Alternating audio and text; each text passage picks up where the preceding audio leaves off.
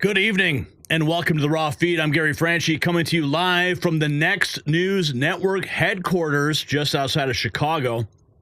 Tonight we're streaming live to millions worldwide across YouTube, Rumble, and X. And by the way, if you're watching right now, we need your help defeating the algorithm. Take out your phone and text the stream to 5 friends who need to hear the truth. It's the only way to break through the digital gatekeepers. Now, tonight marks day 37, day 37 of Donald Trump's historic reclamation of the White House. And what we're witnessing is nothing short of revolutionary. While the mainstream media desperately tries to spin their failing narratives, we're here delivering the unvarnished truth directly to you. And what makes this show different is that we don't just talk at you. We talk with you. Between each segment tonight, we'll be featuring your super chats and Rumble rants on screen for the world to see. That's right, your voice. Your reactions, your insights become part of our broadcast. Now, our viewers' comments are often more insightful than anything you'll hear from the talking heads on the legacy media. And I want to emphasize, super chats get priority. So if you want your voice featured prominently tonight, that is your direct line to the conversation. We'll be checking those between every single segment. Now, let me tell you what we've got lined up tonight, and it's explosive. We're going to reveal how Trump's cabinet meeting has completely rewritten the Washington playbook with Elon Musk's revolutionary approach to government reform, shaking the foundations of bureaucracy. We'll expose the massive border crackdown that has sanctuary cities panicking as the administration prepares to launch new tariffs targeting the deadly fentanyl crisis. Then we'll dive into how the Trump administration is pulling the trigger on the complete overhaul of the IRS, with many insiders suggesting the tax agency's days are numbered. We'll also analyze CNN and MSNBC's absolute ratings freefall as they desperately try to salvage what's left of their credibility after years of peddling falsehoods. And speaking of falsehoods, we're going to take a look at what Turd Tapper is peddling now. Yeah, he's got a new book out. It's going to blow your mind. And finally, we will uncover the digital Pearl Harbor threat as our special guest, AI expert and Melania Trump advisor Mark Beckman sounds the alarm on China's technological warfare against America. But here's the thing. We can only continue bringing you these stories with your support. The powers that be would love nothing more than to silence voices like ours. That's why we need your help through donations, which you can make through the links in the description. Every dollar goes directly towards keeping independent media alive in America. And speaking of support, we have our YouTube channel memberships, each with their own exclusive perks. Support the channel and you'll receive special acknowledgement in the chat room and unlock exclusive access to the Next News team and behind-the-scenes videos you'll never see published. And for those who want to show off their patriotism and style, check out our new merch at shop.nextnewsnetwork.com. It's linked down below. Yes, limited edition Next News swag that lets everyone know where you get your real news. So sit back, but don't get too comfortable, because what we're about to share tonight will have you on the edge of your seat. This is the Raw Feed, and we are starting now. Let's welcome you to the show. Pothead Kenny here. What's up? Delinda, Captain Caveman, Tom B420, Jerome Schlichter is here. We've got Don't Tread on Me. We got Sue Gordon in the house. We got Craig in Nebraska reporting for duty. Who else is here tonight? Let's keep going down the list. Daniel and Ray. And we've got Sammy B.A. Gen X, what's up, man? Remember to sound off in the comments, in the chat, where you are watching from and what kind of device. We want to show the world just how big the Next News family is here, because you are part of this family. We got Johnny's Appleseed, planting seeds. We got 10 Dude. We've got Beth and Drew, and we've also got Real UFOs by Keith Chapman here. Luke Moscow, Delinda, Northeast Alabama News, Karen Finley, Grocker76, shaking it up, Jerome, Captain Caveman. Who else is here? We've got Annie Running Woods, Army Dog 777, Grocker76. We've got Annette. We've got, who else is here? We've got M. Myers, 1978 in Ohio. We've got Gary H. 64307. We got Porkchop 520. Glenn is here. Arnie is here. Patty Driver is in the house. Porkchop's in Aurora, Illinois. Yeah, you're not too far from me. We've got SLM in Boston. We got D in the Netherlands. What's up, Netherlands? We've got Michigan, not Michigan, was here. We got Red Wing, Minnesota. Scottish Tart in Wisconsin. Albert Proano in Fiddletown, California. We've got Army Dog, Panther Avis, Angel Eyes. Who else is in the house? We've got Jeremy Olson, Irish Russ in Maine. We've got Albert. We've got Caroline. Simon Says. Who else is in the house? We've got Can't Find Me. Well, we just did. You're in Alabama. We got Kath in Arizona. Who else is here? We've got Ms. America. Nice.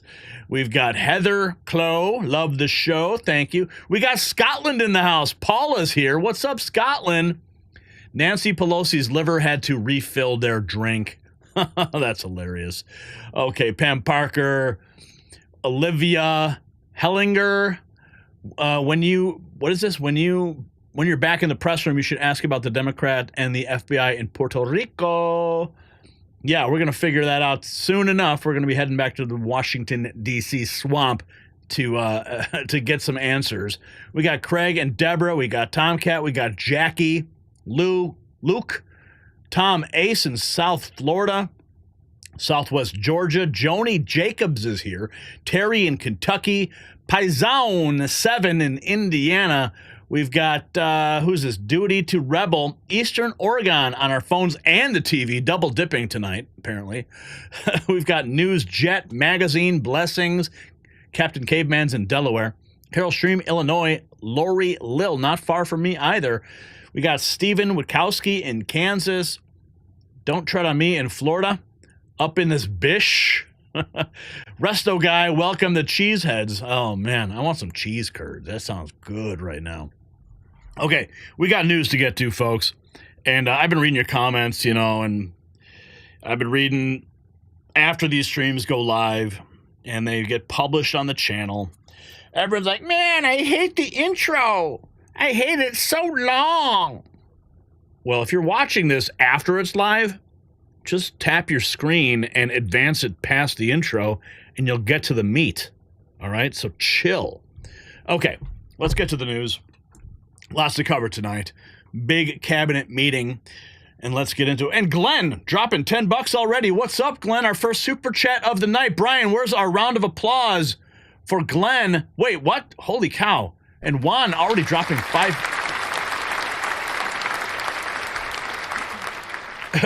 And Juan dropping 5 Next News Network memberships already. Wow, the show is just getting started. And Glenn dropping $10. Thank you, Glenn, for that. We appreciate it. Okay, let's go. Let's get with the news. Lots to get to tonight. It is a packed show, let me just tell you. Okay, waiting for that thing to hide. Okay, hide that, and let's begin. Donald Trump just held the most revolutionary cabinet meeting in American history, and the establishment is literally quaking.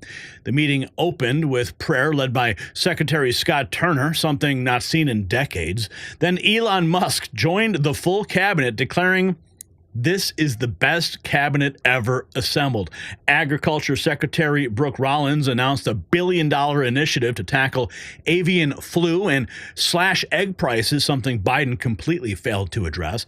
And transparency's back, with Trump answering over 1,000 press questions in his first month, 7 times more than Biden in the same period. The days of scripted questions are over. The adults are back in charge, and they are making waves that have Washington insiders terrified of what comes next.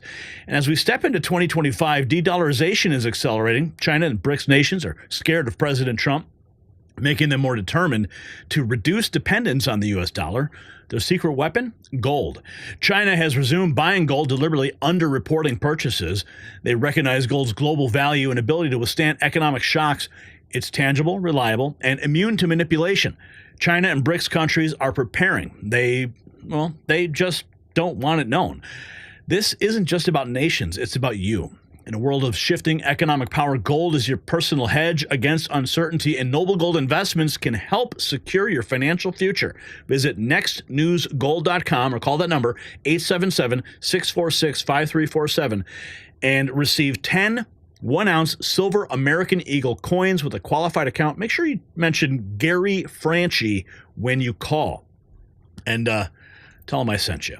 Now let's get into it. We got some breaking news. Big news day today. We've been tracking the White House's actions all day because we are now in the White House press corps.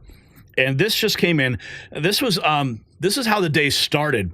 Caroline Leavitt showing up and dropping some bombshells at a press gaggle. Okay, this is the breakdown. We'll show you her remarks in a second.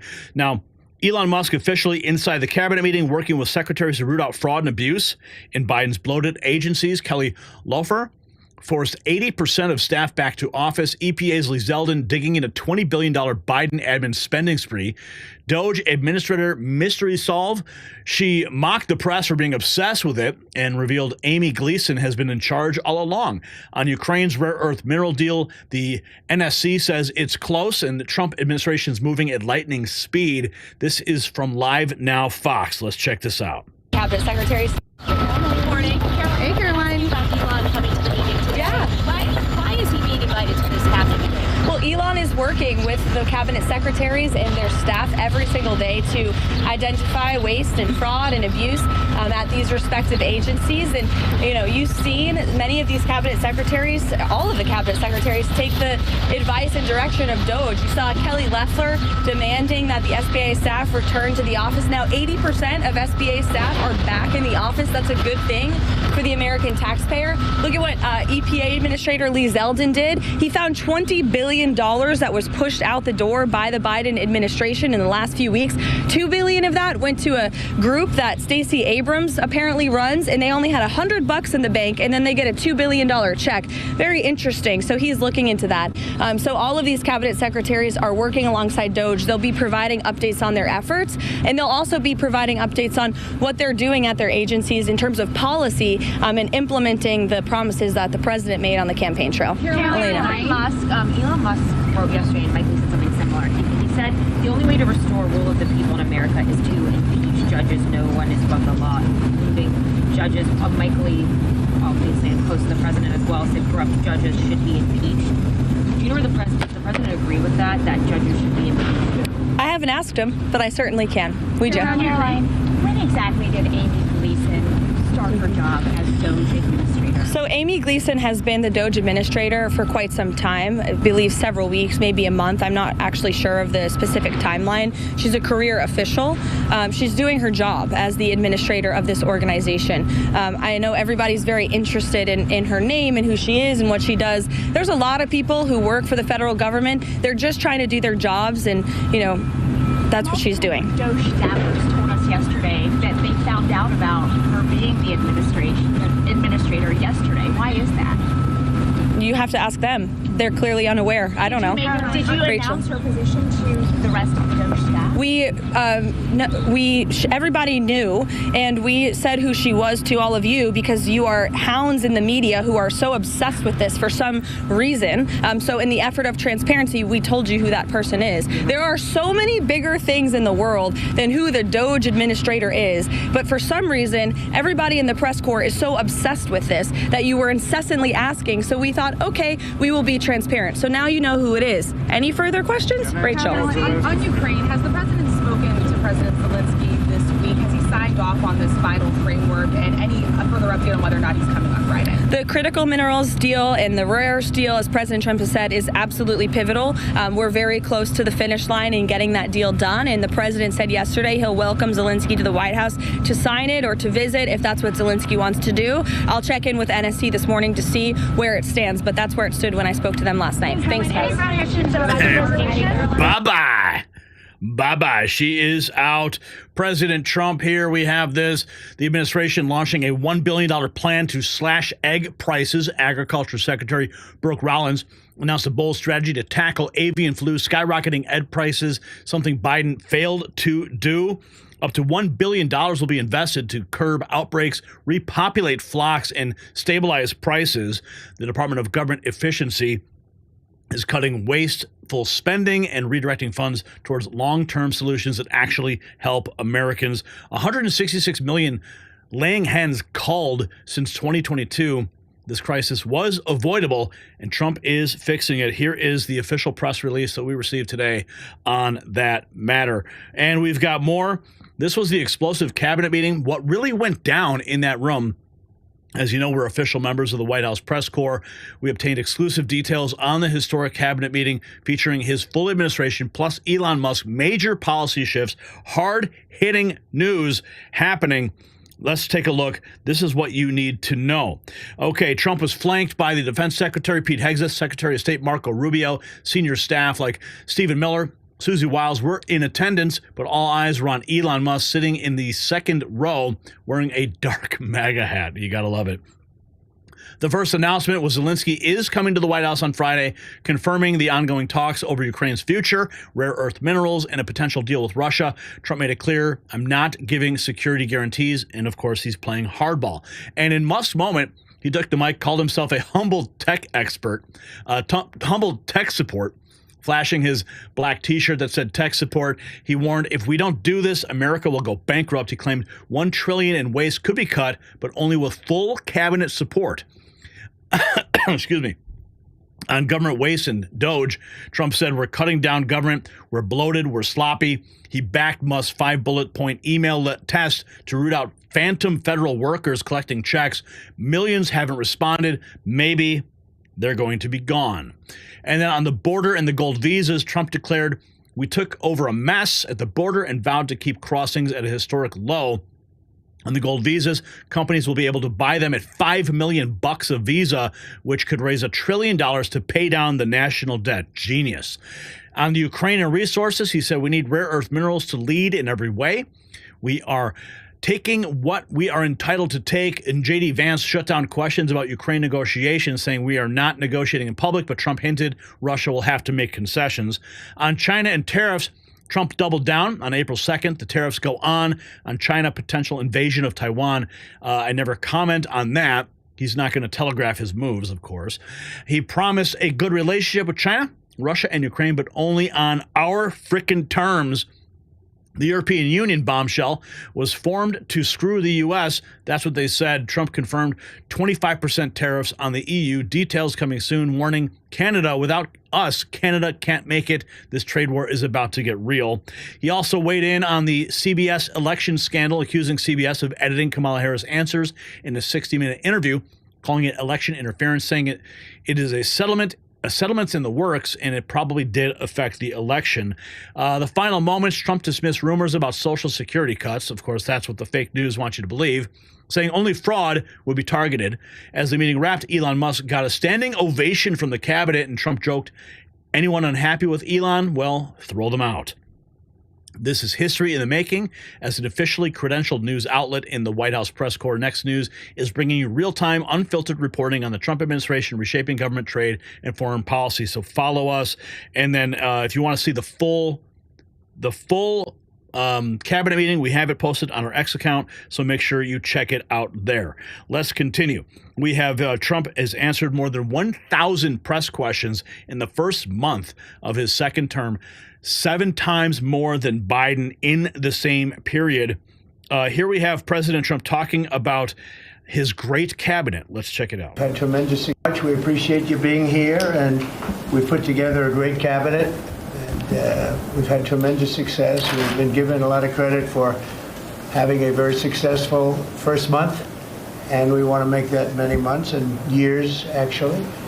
But we're going to have many good months, and we're going to have many good years, I hope, and we're going to solve a lot of problems. We're doing very well with Russia, Ukraine. President Zelensky is going to be coming on Friday. That's now confirmed, and we're going to be signing an agreement, which will be a very big agreement. And I want to thank Howard and Scott for the job you guys did in putting it together. You really did an amazing job. And that'll be on rare earth and other things. And as you know, we're in for probably $350 billion. Europe is in for $100 billion. And that's a big difference. So we're in for probably 3 times as much, and yet it's very important to everybody, but Europe's very close. We have a big ocean separating us, so it's very important for Europe, and they hopefully will step up and do maybe more than they're doing, and maybe a lot more. The previous administration put us in a very bad position, but we've been able to make a deal where we're going to get our money back, and we're going to get a lot of money in the future. And I think that's appropriate because we have taxpayers that shouldn't be footing the bill, and they shouldn't be footing the bill at more than the Europeans are paying. So it's all been worked out. We're happy about it, and I think that very importantly, we're going to be able to make a deal. Most importantly, by far, we're going to make a deal with Russia and Ukraine to stop killing people. They'll stop killing young Russian soldiers and young Ukrainian soldiers and other people in addition in the towns and cities. And we will consider that a very important thing and a big accomplishment because it was going nowhere until this administration came in. They hadn't spoken to President Putin in 2 years. And so we'll keep you advised. Before we begin the cabinet, I'd like to have Scott and a couple of people say a few things. But we appreciate you being here. And of course, they opened with prayer, which is a beautiful thing to see in this White House. Here we have more President Trump stating this about the election and confidence in our nation. The first time, so since the election, the confidence in our nation, including right track, wrong track, the first time it's ever happened where we were on the right track, because this country has been on the wrong track for a long time. So the confidence in business, confidence in the country has reached an all-time high. We have never reached levels like we are right now. So since the election... Because people recognize what's happening in this country, of course, we also have this. President Trump, this is... let's see here. President Trump, okay, this is the moment. Secretary Turner leads President Trump's cabinet in prayer. Thank you. Say grace, and then we'll have our meeting, right? Thank you very much. Thank you, Mr. President. Let's pray. Father, we thank you for this awesome privilege, Father, to be in your presence. God, thank you that you've allowed us to see this day. The Bible says that your mercies are new every morning. And Father God, we give you the glory and the honor. Thank you, God, for President Trump, Father, for appointing us. Father God, thank you for anointing us to do this job. Father, we pray you will give the president, the vice president wisdom, Father God, as they lead. Father, I pray for all of my colleagues that are here around the table and in this room. Lord God, we pray that we would lead with a righteous clarity. Father God, that as we serve the people of this country in every prospective agency, every job that we have, Father, we would humble ourselves before you, and we would lead in the manner that you've called us to lead and to serve. Father, the Bible says that blessed is the nation whose God is the Lord. Well, Father, we today honor you, and in your rightful place, Father, thank you for giving us this opportunity to restore faith in this country and be a blessing to the people of America. And Lord God, today in our meeting, we pray that you will be glorified in our conversation. In Jesus' name, amen. Wow. Scott, that was a very good job you did. God is back in the White House, baby. This is amazing. Oh, man. Oh, that is just beautiful to see. We have some more here. Yeah, here's the rapid response post. Transparency is back. First month questions. Biden, in his first month, took 141 questions. Trump, 1,009 questions. Isn't that something? Wow. Okay. So here we have more. Okay, let's go to Elon. Let's go to Elon, baby. I don't think President Trump... Everyone's like freaking out because Elon's in the cabinet meeting. Oh, my goodness. President Trump has put together, I think, the best cabinet ever. Literally. So, I do not give false praise. This is an incredible group of people. I don't think that such a talented team has actually ever been assembled. I think it's literally the best cabinet that the country's ever had, and I think the company should be incredibly appreciative of the people in this room. Yeah, baby, the MAG Avengers have assembled, and here we have more. Secretary Burgum discussing the mission of the National Energy Dominance Council. I love it. Energy dominance. Order just over. Well, Maria, President Trump understood that this is a big issue for attracting, aggregating capital and putting it to work and building stuff in America. And that's why he created the National Energy Dominance Council by executive order just over 10 days ago. And in that, he's assembled on that council is about half the cabinet. And so Biden used a whole of government approach to try to shut down U.S. energy. So on that, we've got Lee Zeldin from EPA, Chris Wright from Department of Energy, Howard Lutnick from Commerce.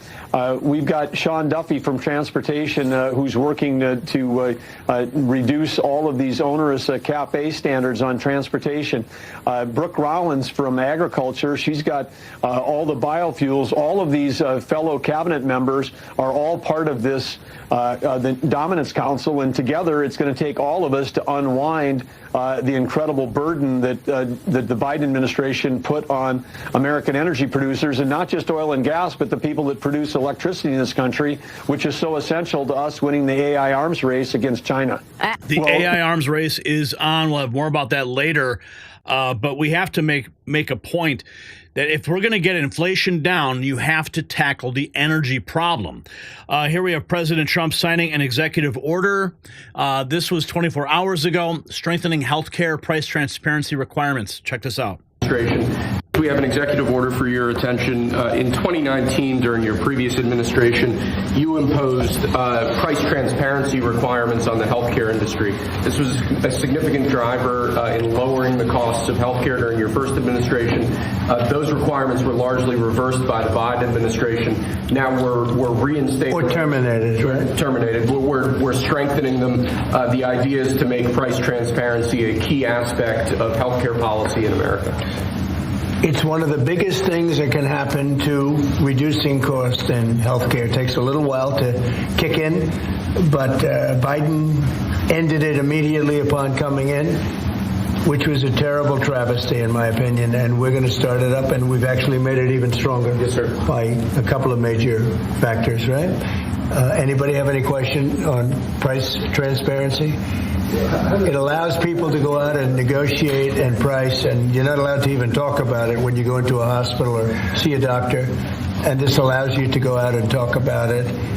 And it's actually one of the biggest. There's a couple of people that actually going back a long way that feel that are real pros of the industry feel this is the biggest thing you can do for cutting prices, and it certainly is one of them.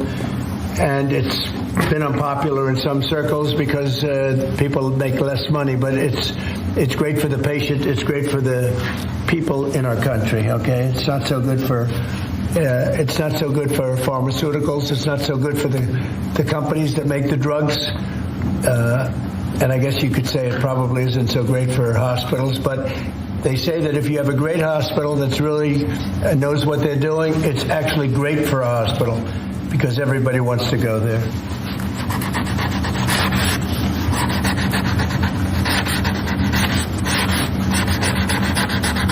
Okay. Thank you, sir. Good. Got it, Doug? Thank you, sir. Pulitzer Prize. I love the sound of that Sharpie in action. Here we go. Here's Eric Daugherty going back to the cabinet meeting. Trump, hey, Elon, let the cabinet speak for a second. Is anyone happy with you? Listen. Elon, let the cabinet speak just for a second. Is anybody unhappy with Elon? If you are, well, throw him out of here. Is anybody unhappy?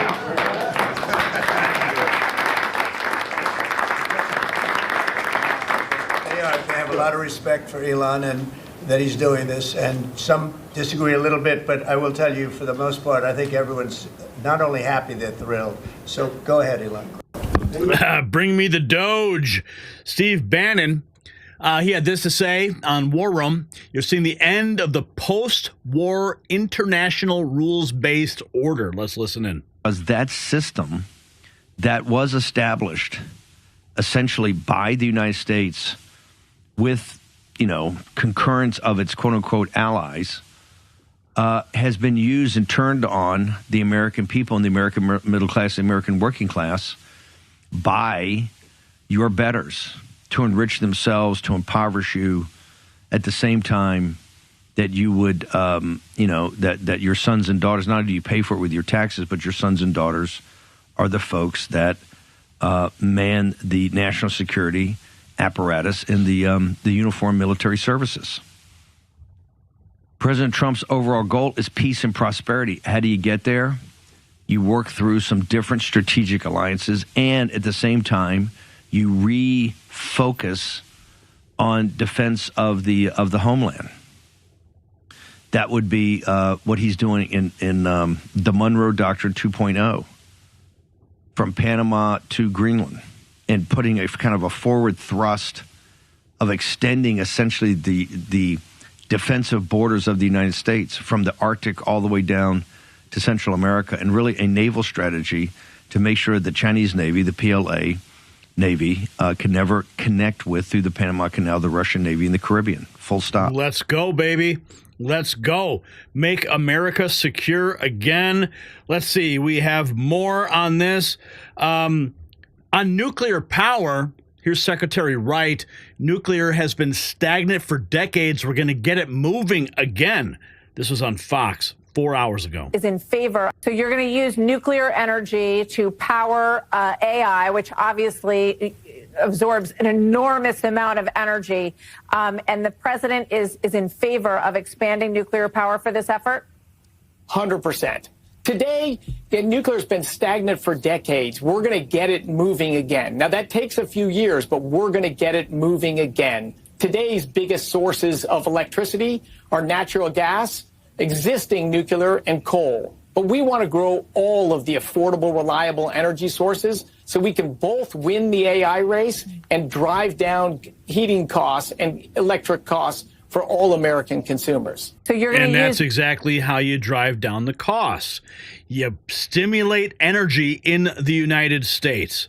Okay, here we have, this is a question regarding, this is directed to J.D. Vance about the negotiations with Russia. President, I mean, look, as the president said, we're not going to do the negotiation in public with the American media. He's going to do it in private with the president of Russia, with the president of Ukraine, and with other leaders. And I think that's how this has to go. I think that I just want to push back against some of the criticism I've seen of the administration on this, because every single time the president engages in diplomacy, you guys preemptively accuse him of conceding to Russia. He hasn't conceded anything to anyone. He's doing the job of a diplomat, and he is, of course, the diplomat in chief as the president of the United States. Let's go. Let's get those negotiations going. And here we have Secretary Rollins discussing the USDA's commitment to investing in biosecurity and repopulating the chicken farms. Have you gone to the grocery store lately? Have you gone to Costco, try to get some eggs? Yeah, Costco is bone dry. Well, that's going to change. Poultry, our egg. This shows the price of eggs over the last 40 years. And as you can see, the price was pretty static for 40 years, 50 years actually. And then all of a sudden under Obama, it went up a little bit. Trump went down, and then Biden, it has skyrocketed. I want to provide context before we talk about the plan, because listen, avian flu has been catastrophic for our poultry, our egg farmers. But at the end of the day, policy matters. So the egg prices we're seeing now was a long roll of overregulation, too many rules, too much government. So that's part of this plan as well. But as we're talking about avian flu, and as it hits every single American family and every single household in this country, just this morning in front of about 500 people at the Ag Commissioners Conference here in Washington, D.C., we talked about 5 prongs, and I'll talk about it again probably in the cabinet meeting in just a second. First, we're going to invest from USDA a significant amount of funds into biosecurity. That means the spread of the virus only happens through wildfowl for the most part. So what can we do at USDA to help our farmers ensure that that doesn't happen? We've had 150 pilot projects. Only one of those has gotten the avian flu, so now we put that on steroids and spread it out to America. Second, we go through some significant repopulation, ensuring that the farmers that had to depopulate, which is what Kevin Hassett was just talking about, that they have what they need to immediately repopulate, immediately start getting the hens laying again, etc. Third is the deregulation we just talked about. The egg industry is over-regulated. They have too many rules on the books.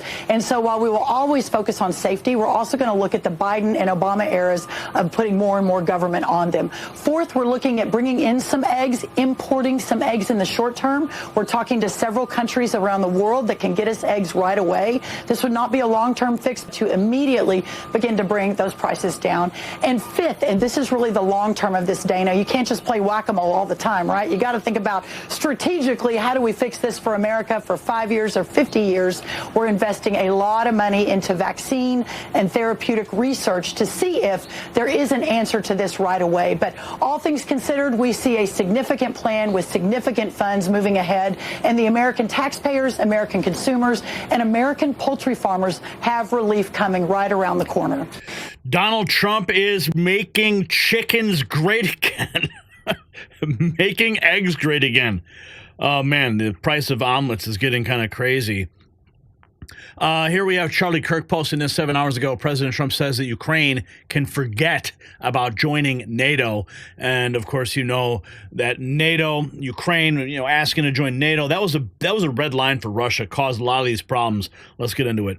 Probably the reason our equipment, that would have been over very quickly. What concessions would you like to see? What concessions would you like to see? Oh, I don't want to tell it right now, but I can tell you that NATO you can forget about. I think that's probably the reason the whole thing started. And I think, JD, we can say that. Do you have a statement on that? You've been very much involved. I gave him the beauty.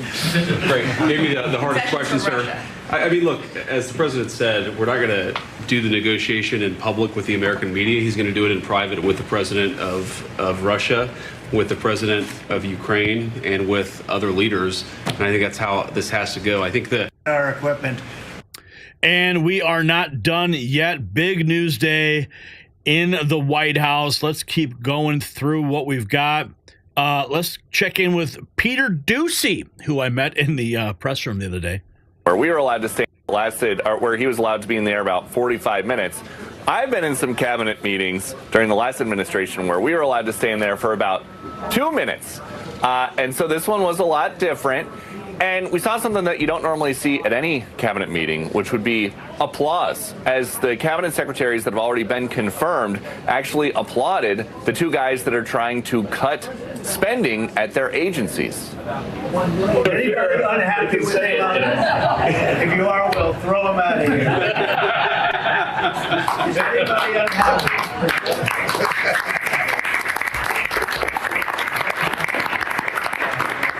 I have a lot of respect for Elon and that he's doing this, and some disagree a little bit, but I will tell you, for the most part, I think everyone's not only happy, they're thrilled. President Trump blessed the effort to get 5 bullet points from every federal employee, claiming the main purpose is to find out if people on the federal rolls actually exist. Musk simplified the exercise as a pulse check or a performance review, and he claims that the effort to cut has meant multiple new threats on his life. Taking a lot of flack and getting a lot of death threats, by the way. I mean, like, stuck him up, but if we don't do this, America will go bankrupt. That's why it has to be done. And I'm confident at this point, knock on wood, knock on my wooden head, there's got a lot of wood up there, that we can actually find $1 trillion in savings. And Musk said in this cabinet meeting with the whole cabinet listening that to reach their goal of about $100 trillion in cuts, they need to cut $4 billion a day, every day from now until September. He says they're going to do it. Sandra? They are going to do it, man. Of course, if there's anyone that can, it is Elon Musk, and I am so happy that he is part of this administration.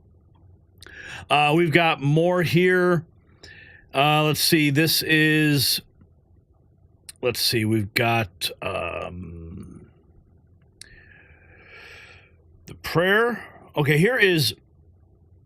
Okay, this is a clip from earlier in the month when President Trump spoke with Brett Baer on the solution to high prices, and we're seeing it transpire now in that cabinet meeting. Places, but I'll give you an example. The so-called fat drug or fat shot, whatever it's called, Ozempic or Mounjaro. In London, you get it for $88. In New York, you get it for $1,200. You can't even buy it. It's very unfair. The identical package made in the same factory, shipped to different places, but made literally in the same factory. In London, it's $88, and in New York, it's $1,200, and you can't get it. And the reason is because everything's added on to the United States because the United States has been too nice. You know, I had transparency done, and Biden canceled it. Transparency would have solved that problem. But I'm going to solve it one way or the other, including, you know, they have a certain thing like rent control in New York, and I don't like that. But at some point, nobody's going to, it's not fair that other countries, you go to Canada, all of the drugs are much less expensive. I suggested that some of the governors should go buy their drugs in Canada and send them back to here. It's very simple. So I think we're going to do some amazing things, really amazing. And of course, that executive order was signed today. And yes, President Trump, right about everything. Yes. See that? Trump was right about everything. Just came in. Somebody said, I said, this was sent in by a fan. I said, I think we should make some of them, right? But we were pretty much. You want one? I'll pass. Are you allowed to take one? Probably not. He'll consider it. Mr. President, I'll take one. Sort of a sniff. I said you were right from day one. I'll take one. Thank you very much. Appreciate it. He'll take other things, but not a free hand. Always say yes to the president. Always say yes. Yes. Okay, what else have we got going on here? President Trump, patientsrightadvocate.org. Thank you, President Trump, for delivering on your promise to empower patients and lower costs through healthcare price transparency. Oh, what's this? Oh, really? Adam Schiff still complaining, blaming Trump for everything? Yeah. Several near misses. So I don't know if you saw this today, but another near miss, this time on a tarmac in Chicago. Southwest 2504 going around. So this near miss in Chicago is one of several near misses. And of course, there was the terrible crash of the plane and the helicopter over the Potomac. Normally, in a normal world, when we're having problems like this, where just about every week it seems there's a near miss or worse, a crash, you would be investing in the kind of resources at FAA, or you'd be doing investigations, or you'd be doing something to try to improve passenger and air safety. That is not what is happening. Instead, Trump is firing people at the FAA. He got rid of the entire FAA Safety Commission. Now, they say that they're not firing air traffic controllers. So who are they firing? They're firing people involved with navigation, landing, and radar. Now, I'm not a pilot. I don't even play a pilot on TV, but it seems to me... you play a liar on TV pretty good. Here we have, this is a classic moment. President Trump. I don't know even what you're talking about. Vice President suggested that if the Supreme Court rules in a way that you don't like, they can just enforce it by themselves. Do you agree with that? I don't know even what you're talking about.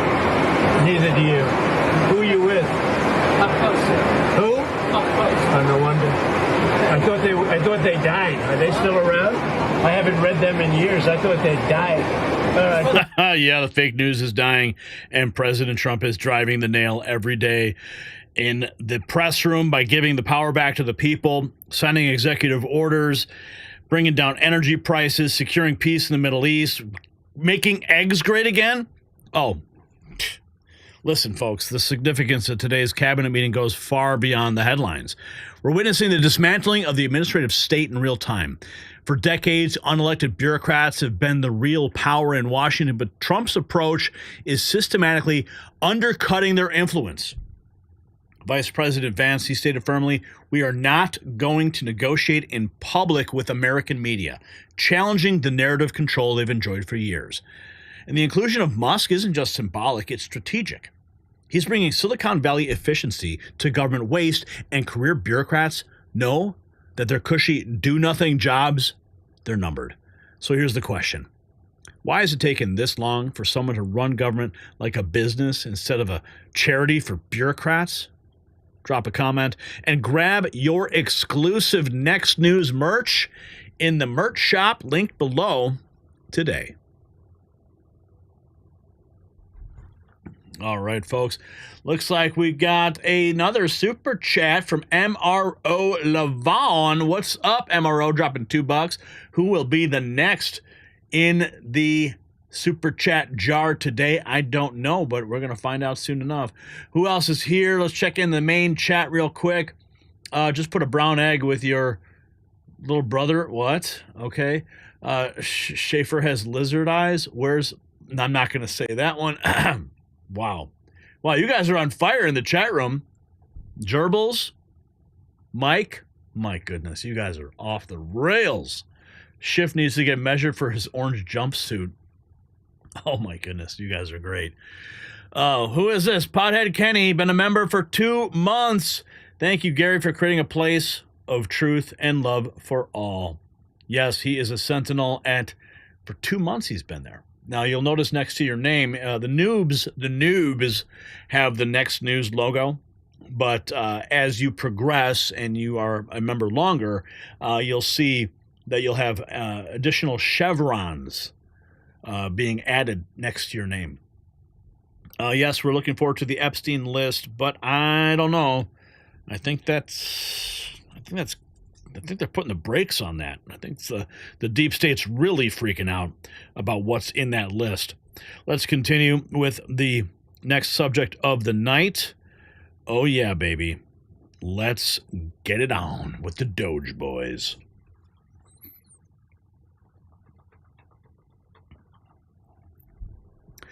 Elon Musk delivered a bombshell report at Trump's cabinet meeting today, and the federal bureaucracy is absolutely panicking. After just weeks of the DOGE team examining government waste, they've uncovered what many of us have suspected for years. Billions of dollars funneled into agencies where workers can't even explain what they do. Musk, humble as ever, referred to himself as merely tech support as he outlined how DOGE is tackling the bloated federal deficit. And the strategy is simple yet brilliant. They sent letters to federal employees asking one basic question. What have you done lately? The response? Silence from hundreds of thousands of government workers who suddenly can't justify their existence on the taxpayer dime. And the science of aging has been revolutionized by a discovery directly related to government efficiency. Just as Elon's team is cutting waste in Washington, this breakthrough helps eliminate waste in your skin cells. A groundbreaking 2024 study has confirmed that daily collagen supplementation significantly reduces wrinkles and improves skin firmness. Unlike government bureaucracy, this science-backed formula delivers real results. Now, I've personally experienced how this premium multi-collagen formula transforms skin. Look at my skin. My wife's always saying, your skin looks great. It helps you look younger while supporting joint health.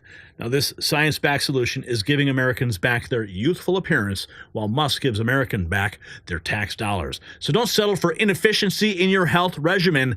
Visit healthwithgary.com for exclusive 51% discount on this revolutionary anti-aging formula. It's linked down below. Okay, this is the big news. Trump just put the swamp on a leash. No more free money for these bureaucratic bloodsuckers.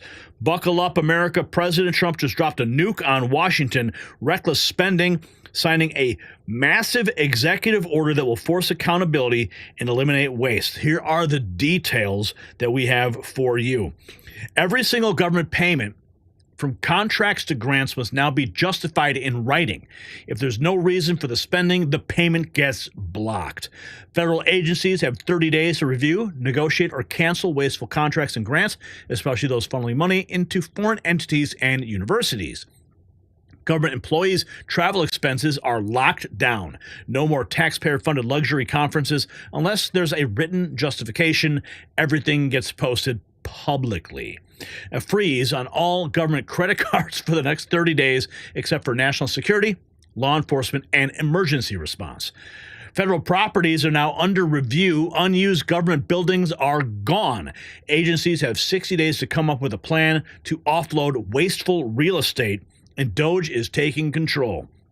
The Department of Government Efficiency, Trump's bold new agency, will oversee every dollar spent and ensure bureaucrats can't sneak through wasteful spending anymore. So here's why this matters.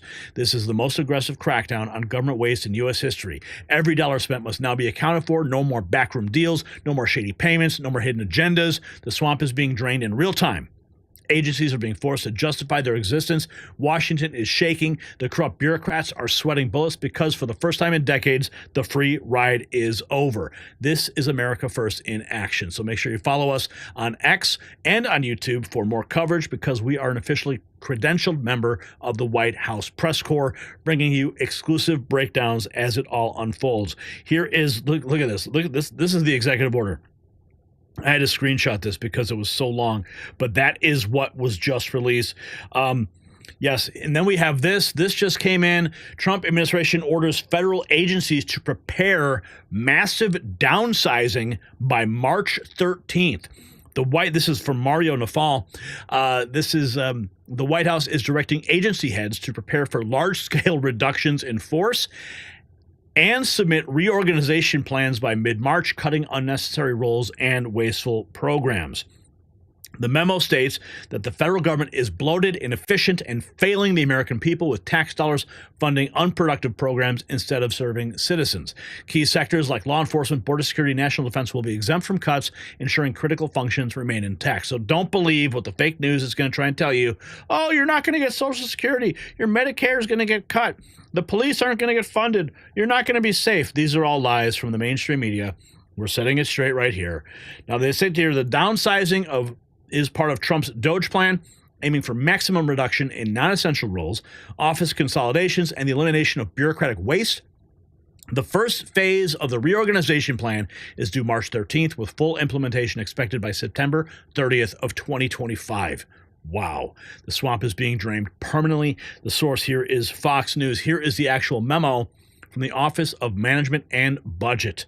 Check it out, folks. It is awesome. And then this was he was quote tweeting himself.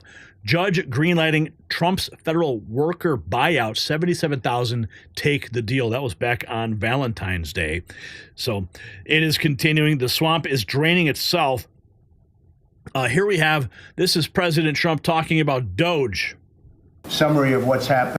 And this DOGE is this is in today's cabinet meeting. Check it out. Very important. And Elon is here to give you a summary of what's happening, some of the things they found, some of the horrible things they found, some of the theft and fraud, and we call it waste and abuse, but a lot of fraud, and probably some fraud that we're not going to be able to prove is fraud, but when you hear the names and the places where this money's going, it's a disgrace. But we've requested that a lot of people, we want to make sure that the people are working. So letters were sent out, and I think everyone at this table is very much behind it. And if they aren't, I'd want them to speak up, but they're very much behind it. Letters were sent out to people just to find out if the people exist. Do they work? Who do they work for? Where are they? Where have they been working? Have they been working for other companies or other entities at all? Being paid by the government, so they have two jobs, but they're supposed to have one. And the letter asks some simple questions like, what have you done lately? And if they can answer that, because I can tell you everything I've done for the last long period of time, a lot more than a week. And in many cases, we haven't gotten responses. Usually that means that maybe that person doesn't exist, or that person doesn't want to say they're working for another company while being paid by the United States government. So there's a lot of interesting things. It's very unique, but we have a very unique situation because we have a lot of people that were scamming our country. We have a lot of dishonest people. We have a lot of people that took advantage of a lot of different situations, and we're not going to let that happen. People in the federal bureaucracy taking advantage of you, living on the taxpayer dime, funding outrageous plans. Here we have Elon Musk delivering the remarks at the cabinet meeting today. Let's listen. So I'm going to ask if it's possible to have Elon get up first and talk about DOGE, because it seems to be of great interest to everyone. I will say that there is a large group of people in this country that have such admiration for what we're doing. I got elected with a tremendous vote, winning every swing state, winning the popular vote, winning the counties by thousands of counties. I think it was 2,800 to 500. 2,800 counties to 500 counties. Think of that. And so we have a mandate to do this, and this is part of the reason I got elected. I got elected based on taxes and based on many things, the border, but also based on balancing budgets and getting our country back into shape, and this is a big part of it. So Elon, if you could get up and explain where you are, how you're doing, and how much we're cutting, and it's an honor to have you. He's been a tremendously successful guy. He's really working so hard, and he's got businesses to run. And in many ways, they say, "How do you do this?" And you know, he's sacrificing a lot and getting a lot of praise, I'll tell you. But he's also getting hit, and we would expect that, and that's the way it works. So I'd like to have Elon Musk please say a few words. Well, thank you, Elon. Thank you, Mr. President. I actually just call myself a humble tech support here because this is actually, as crazy as it sounds, that is almost a literal description of the work that the DOGE team is doing, is helping fix the government computer systems. Many of these systems are extremely old. They don't communicate. There are a lot of mistakes in the systems. The software doesn't work. So we are actually tech support. It's ironic, but it's true. The overall goal here with the DOGE team is to help address the enormous deficit. We simply cannot sustain as a country $2 trillion deficits. The interest rates, just the interest on the national debt now exceeds the Defense Department spending. We spend a lot on the Defense Department, but we're spending like over $1 trillion on interest. If this continues, the country will become de facto bankrupt. It's not an optional thing, it is an essential thing. That's the reason I'm here. And taking a lot of flack, and getting a lot of death threats, by the way. I mean, I'd like to stack them up, you know.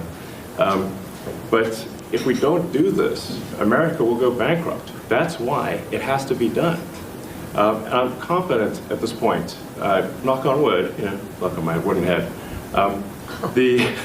it's got a lot of wood up there, that we can actually find $1 trillion in savings. That would be roughly 15% of the $7 trillion budget. And obviously that can only be done with the support of everyone in this room. And I'd like to thank everyone for your support. Thank you very much. This can only be done with your support. So it's really, DOGE is a support function for the President and for the agencies and departments to help achieve those savings and to effectively find 15% in reduction in fraud and waste. And we bring the receipts. So people say, like, well, is this real? Just go to doge.gov. We line item by line item, we specify each item. So, and I should say, we will make mistakes. We won't be perfect. But when we make a mistake, we'll fix it very quickly. So, for example, with USAID, one of the things we accidentally canceled very briefly was Ebola, Ebola prevention. I think we all want Ebola prevention. So we restored the Ebola prevention immediately, and there was no interruption. But we do need to move quickly if we're to achieve a $1 trillion deficit reduction in financial year 2026. It requires saving $4 billion per day, every day, from now through the end of September. But we can do it, and we will do it. Thank you. So I'm going to... Let's go. Let's do it. Let's cut it all. Here we have more from President Trump talking about cutting down the size of government. We're bloated. We're cutting down government. We're cutting down the size of government. We have to. We're bloated. We're sloppy. We have a lot of people that aren't doing their job. We have a lot of people that don't exist. We're cutting down government. We're cutting down the size of... Cut it down. Cut it all down. Oh, here we have this. President Trump on the millions of people who haven't responded. I'd like to add that those million people that haven't responded, though, Elon, they are on the bubble. You know, I wouldn't say that we're thrilled about it. You know, they haven't responded. Now, maybe they don't exist. Maybe we're paying people that don't exist. Don't forget, we just got here. This group just got here. But those people are on the bubble, as they say. You know, maybe they're going to be gone. Maybe they're not around. Maybe they have other jobs. Maybe they moved and they're not where they're supposed to be. A lot of things could have happened. I wouldn't say that Biden ran a very tight administration. They spent money like nobody's ever spent money before, wasted money. The Green New Scam, all of the different things they spent money on. And you've seen that. You've seen that with Some of the things that I read in speeches, I read them and people can't believe when I read them. 20 million here, 30 million here for, you know, a little educational course on something. Circumcision, right? Circumcision. $20 million to inform the people of such and such a country on other things and other things other than that. So, yeah, those people are, right now we're trying to find out who those people are that haven't responded. Now, there'll be some agencies, like Marco has people within state that are right now doing very classified, very confidential work, and we understand that. We've talked, and, you know, we're being a little more surgical. And Marco's doing a lot of things himself. He's, and some of the secretaries are, we're going to be going to them. We're going to be talking about it today. We're going to ask them to do their own DOGE. In other words, they'll look in their group and I spoke with Lee Zeldin, and he thinks he's going to be cutting 65% or so of the people from environmental. And we're going to speed up the process, too, at the same time. You had a lot of people that weren't doing their job. They were just obstructionists, and a lot of people that didn't exist, I guess, Lee, too. You found a lot of empty spots that the people weren't there. They didn't exist. They didn't exist. Oh, man. Here we have, this is from the press secretary's remarks earlier today about Elon working with the cabinet secretaries. Season, many of these. Well, Elon is working with the cabinet secretaries and their staff every single day to identify waste and fraud and abuse at these respective agencies. And, you know, you've seen many of these cabinet secretaries, all of the cabinet secretaries, take the advice and direction of DOGE. So all of these cabinet secretaries are working alongside DOGE. They'll be providing updates on their efforts, and they'll also be providing updates on what they're doing at their agencies in terms of policy and implementing the promises that the president made on the campaign trail. And here are some of the DOGE accomplishments. Terminated 89 contracts worth $881 billion at the Department of Education. Uncovered $182 million worth of HHS contracts meant entirely for administrative expenses. My goodness. In one day, $110 million was saved by canceling 78 contracts across DEI, non-performing, media, and consulting categories. Canceled 104 DEI-related contracts, saving the government more than $1 billion. The Social Security Administration is saving more than $1 million by terminating its contract for the Gender X Initiative marker that pulled references to gender ideology. Goodness gracious. And here we have this from the Data Republican. What's going on here? So we've heard about some of the tech bro whiz kids who are on Musk's staff, but one of the most zealous and influential crusaders for government efficiency is not on staff, nor is she a bro. She doesn't even have a profane internet handle. Instead, she goes by the vanilla-flavored moniker Data Republican. And she's gotten the attention of Elon Musk by discovering what she believes to be $100 billion in waste and fraud. How, you ask? Well, she says by using her own AI models to sift through huge amounts of data. Until now, Data Republican has chosen to remain anonymous, but since she's dedicated herself to the cause of government transparency, tonight she's decided to be a little more transparent about herself. News Nation's senior national correspondent Brian Enton just sat down with her for an exclusive interview and joins us now. Hey, Brian, so who is this woman? Yeah, hey, Elizabeth. Yeah, she's gained quite a bit of popularity on social media, even with Elon Musk. The data scientist is very secretive about her real name being out there and her security, but she agreed to meet me at an undisclosed location. She is deaf, and we communicated through an interpreter. Big picture, with all the databases you're looking at and taxpayer money, how much do you think is being wasted or stolen? If I had to guess, I would say it's over 100 billion. But what's more important is what they're doing with that money. The mythical X account Data Republican, shared over and over again by Elon Musk himself, is a real person, a former programmer, now full-time calling out government waste, like exposing USAID. How did you get the attention of Elon Musk? Honestly, I don't know. You'll have to ask him, but I'm grateful. One day, you just, I tweeted what everybody should. I just tweeted what I found, and then he tweeted everyone should follow the data Republican. My jaw dropped to the floor, and I thought, what, is this real life? But I guess tech people find tech people. I want to be clear, I don't communicate directly with Elon. He found me and supports my work. But I have communicated with some people that are involved with DOGE just on the side. And I don't want to say much more about that, but I have a working relationship. She goes by Data and uses AI tools to search public databases for waste and fraud. She's been to D.C. to meet with Elon Musk's DOGE team and publishes all her findings on X and her website. Charity funding, federal grants, non-governmental organizations funded by taxpayers. It's all there. What do you say to people who think that this data, these databases, these numbers have been out there for a long time, that they've been public for a long time, and that it's sort of like a publicity stunt that they're getting all this attention now? That's just an ignorant assumption. Data does not equal transparency. I am a database expert, a database scientist. I am a kernel engineer, and the numbers do not lie. What I did was I added the index to the book so that people can actually find the awards, what they're looking for. And you have to understand, without AI, this would not be possible because the book is so large, nobody can sit down and read the entire thing. Her next Wow. Absolutely amazing. Here we have more Data Republican. You got to follow her on X. Amazing follow.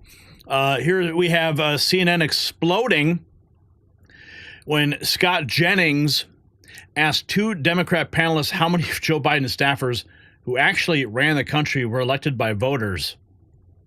Believe something like this because I'm sorry, can I ask a question? Did Joe Biden have staff at the White House? And how many of those staff members were elected? Well, but Scott, Elon zero. Musk The answer is zero. Every president appoints people to do things for them. To call him unelected is like the most naive and ridiculous talking point I've ever heard. Scott, I can't believe you would believe something like this, because if this was Joe Biden allowing for a billionaire, allowing people who weren't elected to run the country for the last 4 years, yeah, I would believe that, actually. Throwing another coup like January 6th. I would believe it if Joe Biden had unelected people running the government for the last year, maybe the last 4 years. Yeah, I believe every word of it. You wouldn't be up in arms, Scott. I was up in arms about it. I think there's a difference if it was George Soros. I think the example is not, obviously everyone has unelected people in that they appoint. The difference is if it was George Soros. George Soros does have influence over Democrats. He collects your people like Pokemon cards. Hold on, everybody hold on. Like Pokemon cards. The Data Republican is on fire. Here we have more from the press secretary earlier today. Administrator. Exactly did Amy Gleason start her job as DOGE administrator? So Amy Gleason has been the DOGE administrator for quite some time. I believe several weeks, maybe a month. I'm not actually sure of the specific timeline. She's a career official. She's doing her job as the administrator of this organization. I know everybody's very interested in her name and who she is and what she does. There's a lot of people who work for the federal government. They're just trying to do their jobs, and, that's what she's doing. DOGE staffers told us yesterday that they found out about her being the administrator yesterday. Why is that? You have to ask them. They're clearly unaware. I don't know. Did you announce her position to the rest of the DOGE staff? Everybody knew, and we said who she was to all of you because you are hounds in the media who are so obsessed with this for some reason. So in the effort of transparency, we told you who that person is. There are so many bigger things in the world than who the DOGE administrator is, but for some reason, everybody in the press corps is so obsessed with this that you were incessantly asking. So we thought, okay, we will be transparent. So now you know who it is. Any further questions? Exactly did Amy. Yeah, they want to know who she is so they can tear her apart. Here we have 9 hours ago. This was posted by the DOGE subcommittee. Representative Marjorie Taylor Greene's opening statement. Let's check it out. Billy, good morning. I want to welcome everyone today to today's DOGE subcommittee hearing on U.S. foreign aid. This hearing comes at an important time a time where all of us are witnessing billions of dollars in taxpayer waste, fraud, and abuse being exposed across every agency of our federal government. It comes at a time where oversight of U.S. foreign aid has uncovered billions of dollars that have been weaponized in furtherance of globalist far-left ideologies. The American people want change. The American people voted for change. The American people have spoken that they no longer wish to be enslaved by the bureaucracy's agenda of undermining U.S. interest abroad. In 2023 alone, Americans privately donated over $557 billion of their own money. Corporations donated over $37 billion. Foundations donated over $103 billion. That is incredible, incredible of the American people. In 2023, nearly 76 million Americans, almost 30% of Americans, formally volunteered through an organization. Volunteered. The government did not make them do that. They did this on their own. Donating and volunteering time is what supports schools and shelters, hospitals and hotlines, food banks, and more across only our country. Not only our country, but across the world. Ask anyone in Western North Carolina. Whether it be individuals, churches, or businesses, the American people are the most generous people in the entire world. And I'm so proud of that. They should be the ones who decide where their money goes. They can choose if they want to donate to a charity, a school, a church, or a nonprofit. They can choose if they want to privately donate to a transgender salon in Mumbai. They can choose if they want to privately donate to the British Broadcasting Corporation. They can choose if they want to privately donate to the Wuhan Institute of Virology through EcoHealth Alliance, or to electric vehicles in Vietnam, or to changing the national census in Bangladesh to be more gender inclusive. That is something they should be able to choose. That is something they should never be forced to do by our government. The Democrat-run USAID should not get to use our federal government, our U.S. taxpayer dollars, as their party piggy bank to push their radical agenda in countries that we have no business giving money to. 96% of all political contributions from USAID employees go to Democrat Party candidates or PACs. That's 96%. Not only is USAID giving $70,000 for a DEI musical in Ireland, or $50,000 for transgender opera in Colombia, or entrench their left-wing ideology across the globe, USAID has been transformed into an America Last foreign aid slush fund to prop up extremist groups, implement censorship campaigns, and interfere in foreign elections to force regime change around the world.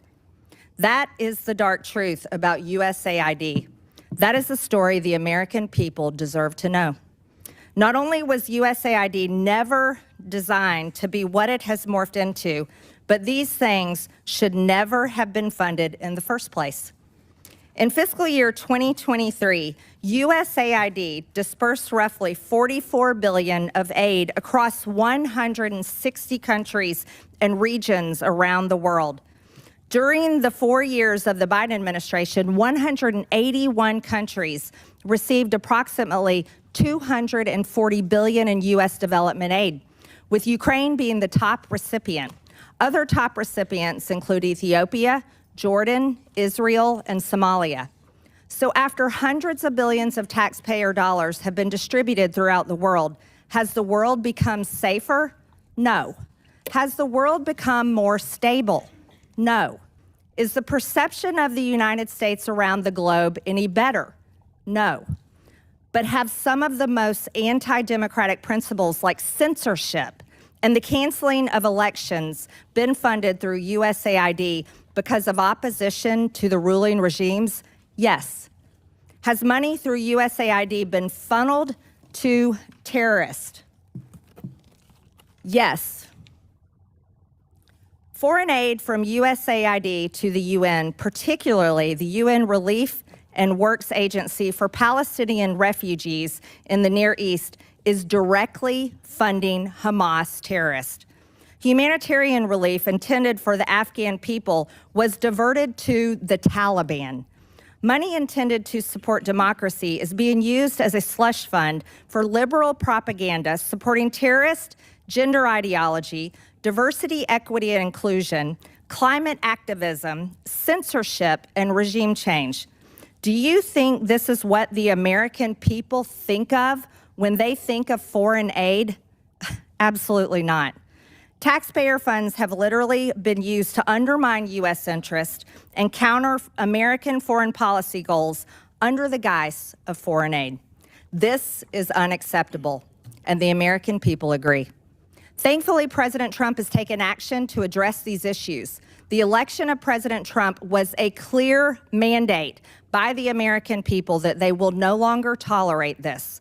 He is putting an end to the foreign aid slush fund, ensuring the hard-working American taxpayers' dollars are supporting America First policies and taking care of our own people at home. And we will do the same. Good. Let's go. Marjorie Taylor Greene on fire. And if you hadn't ever had a question about the education system, here's Charlie Kirk proving it's crap. To a fraction of how much revenue the DOGE administration is not saving, will not save enough money. Even if you were to fire every single government employee, they would not even be able to get to a fraction of how much revenue we need to get for taxes. It's not enough, and it's not helpful. No, I mean, I have when these you go, placards. Sorry. And when you go over those placards, you can flash them and say that, like, I mean, it's $115 million for equity assessment programs. That's a lot of money. No, it does not. And with regards, compared this to is how not much, a lot of money? Compared to how much we need for to run the country. Hold on. This is a very important point we you're need to making. use we're talking about scale here. About $2.6 trillion of revenue comes from our income taxes. If you're going to if you're going to make these cuts, you need to meaningfully account for them. This is a false argument. I'm glad you're making it, which is that so then we shouldn't cut it because it's not that big of a deal. No, that's not what I mean. So should we cut this? $115 million for equity assessment of existing program policies. The point is that if we're going I'm going to make the point, but do you think this should be cut? It depends. You need to make the argument that it's actually good. You can't just flash the dollar. No, I'm going to flash and it. then say equity assessments of existing program policies, $115 million. Yes, you have to justify that this program is helpful or not. You have to justify the existence of the program. Yes, it should not exist. Why? Why does it not exist? Well, Why first of all, the president signed an executive order saying no more DEI. Okay.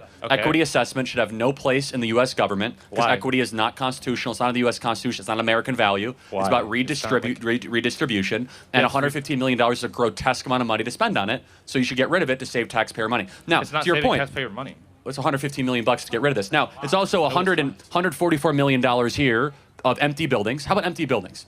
Again, you can't just say empty building. Well, you have to go over a detailed. No, we did. That's why there's 97 of them. They reviewed the leases. Yes. They're vacated because of COVID. That's $144 million.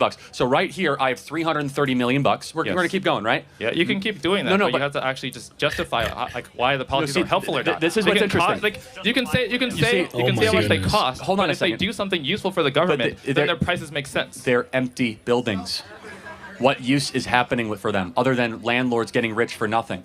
The point is this. You think the government is innocent until proven guilty. I think the government, after what we've learned, is guilty until proven innocent.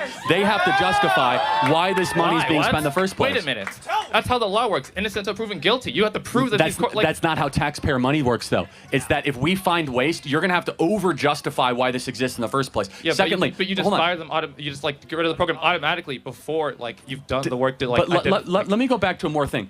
This is an argument they're making. Oh, it's not that much money. Even if you only save $100 in taxpayer money, that is a moral fight worth having. That attitude is why we're $35 trillion in debt. Secondly, which is very important, if you annualize DOGE's savings, you know how much they're on pace to save this year? $1 trillion. $1 trillion, which would then get us on path for a balanced budget. They're on pace because you say, oh, it's only $1 billion here. They've been in for 6 weeks. They've already saved $100 billion. By December, they'll be at $1 trillion.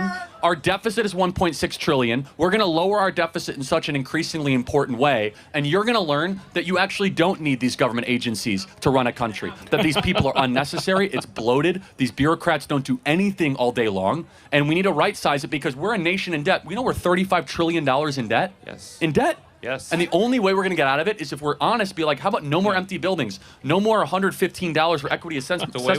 Biodiversity in Nepal, $19 million? Again, those can be important. You have to, those could be helpful. Okay, so how could biodiversity in Nepal for $19 million? We spent $20 million for a new Sesame Street in Iraq. It's true. You guys can look it up. Yes. $20 million for New Sesame Street in Iraq. And because no one has ever had the courage to look through the books and look and examine the expenditures. But that's not what's happening. No, it has happened. No, Biden, Obama, they never looked through any of the federal expenditures. And we got to $35 trillion in debt. This is the first time in my lifetime we have an administration going after the waste, going after the size of government to balance the budget so that you guys don't live as indentured servants and Russian serfs for the rest of your life. Oh, man. Oh, dude, that was solid gold. Oh, my goodness. Here we have more. Roger Marshall, Doge designer, tweeting this, reflecting on what Elon Musk did with Twitter. He changed the name of it, and now today it's worth twice. It's worth twice as much. And here we have more from Scott Jennings. What is this? So it's hard to do. I have an idea for them. Why don't they cut the $15 billion that Musk has received in federal funding? I mean, if what would he you like cares, to cut specifically? I would. Him rescuing our astronauts, giving internet to Ukraine. No, wait. No. He's not rescuing our. Hold on. So Elon's programs are fine, but everybody else's programs. No, she said she wants to cut him out of the government. He does a lot of important things. I'm just asking what you want to get rid of. We need a space program, I think. We're not talking about a space program. I'm talking about how Elon Musk, the wealthiest person in the world, is in the federal government making decisions about grants and about funding whenever he benefits from those things. He has people in a number of government agencies, yes, it is true, including the FBI, in order to find ways to gain grants and to make more money. And are you okay with that? Is that something you're okay with? Well, you're for cutting. I think you're but you're not for cutting. A, I think you're full of it. B, I'm not full of it. I have sources at the FBI. He provides all sorts. Oh, boy. It is going to continue, folks.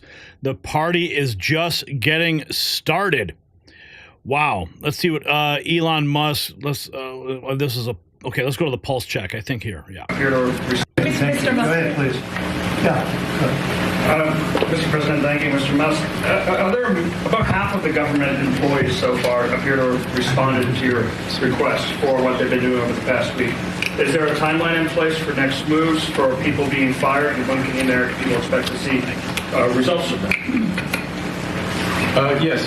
Well, to be clear, I think that email perhaps was first interpreted as a performance review, but actually it was a pulse check review. Do you have a pulse? Do you have a pulse and 2 neurons? So if you have a pulse and 2 neurons, you can reply to an email. This is, I think not a high bar, is what I'm saying. Anyone can accomplish this. But what we are trying to get to the bottom of is we think there are a number of people on the government payroll who are dead, which is probably why they can't respond. And some people who are not real people, like they're literally fictional individuals that are collecting paychecks. Well, somebody's collecting paychecks on a fictional individual, so we're literally trying to figure out, are these people real? Are they alive? And can they write emails? Which I think is a reasonable expectation for the American public would have at least that expectation of someone in the public sector. The government pulse check is happening in real time. So the Doge revolution isn't just about cutting costs. It's about fundamentally reimagining how government operates. When Trump said we are cutting down the size of government, we have to, we're bloated, we're sloppy, he wasn't exaggerating. For decades, government has been the only organization that rewards failure with bigger budgets. This is changing in real time. And the most telling moment came when Trump said, those millions of people who haven't responded with their 5 bullet points, they're on the bubble. Maybe they don't exist. Think about that. We could be paying salaries to people who literally don't exist. After years of runaway spending, one question remains. How many federal agencies could be eliminated entirely without the average American noticing any difference in their daily lives? Drop a comment below. And get your next news merch in the merch shop. It is linked down below. Grab a hat, grab a shirt, and show the world where you stand with real news. Yeah, baby. Let's go. Okay, checking in on our super chats tonight. Let's see, who are our super chatters? Get your boat ready. Tsunami of liberal tears will hit the nation in the coming days. What is up? Pam Bondi, Cisco says, is on Fox in a moment. She will speak tomorrow. Okay, what's she going to be talking about? Yeah, there's a lot of talk about that client list everyone's waiting for. And we're going to wait to see what happens. But I heard that they're not releasing it now, which is totally suspect. Okay, let's get into the next topic of the night.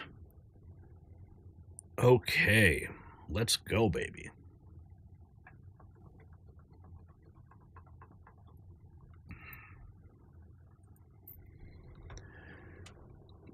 Border security has been completely transformed in just 37 days of this new Trump administration. CBS News, yes, that CBS News is now reporting they have yet to see a single migrant in the El Paso sector. Their explanation? Quote, officials here tell us the reason is the new administration's tougher immigration policies. End quote.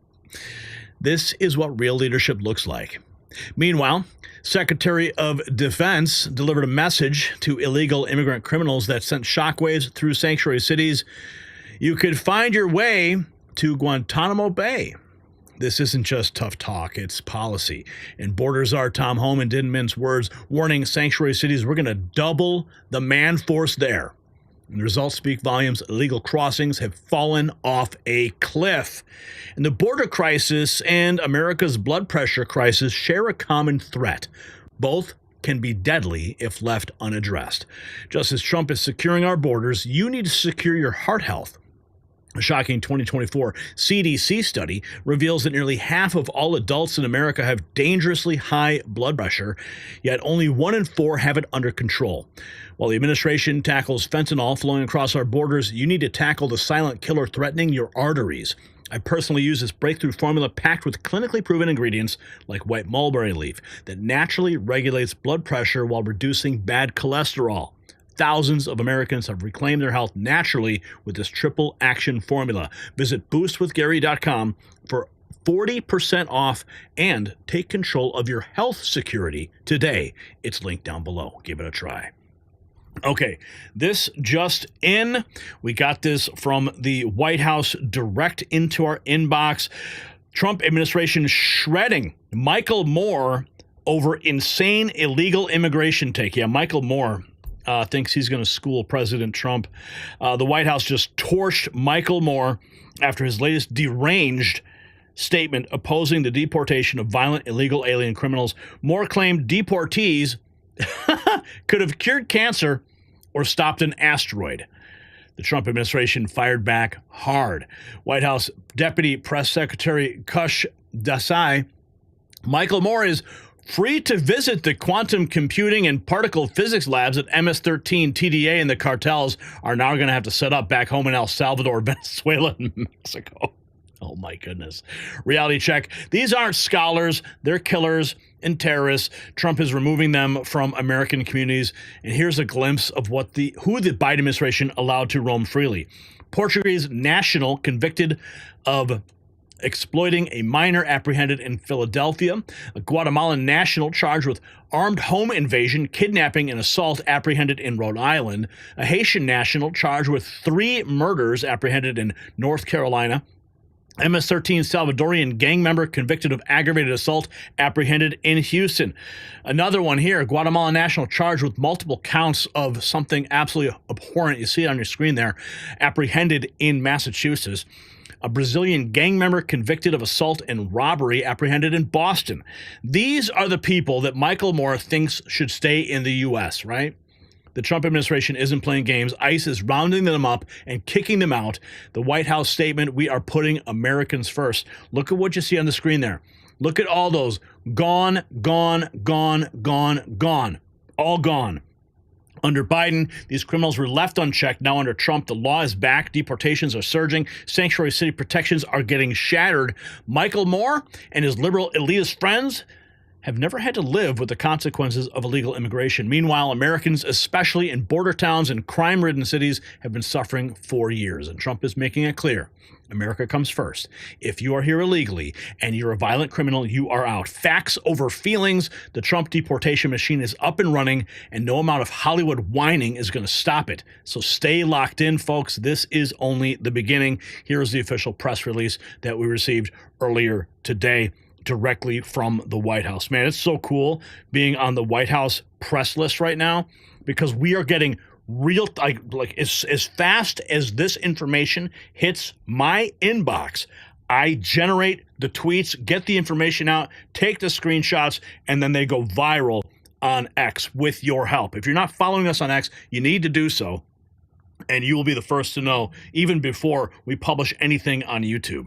We're putting it out there in real time because we are the media now. You know, I've been doing this for over 20 years. I have been the media for 20 years, pushing back against these false narratives. Well, now we have gone to a completely new level. Okay?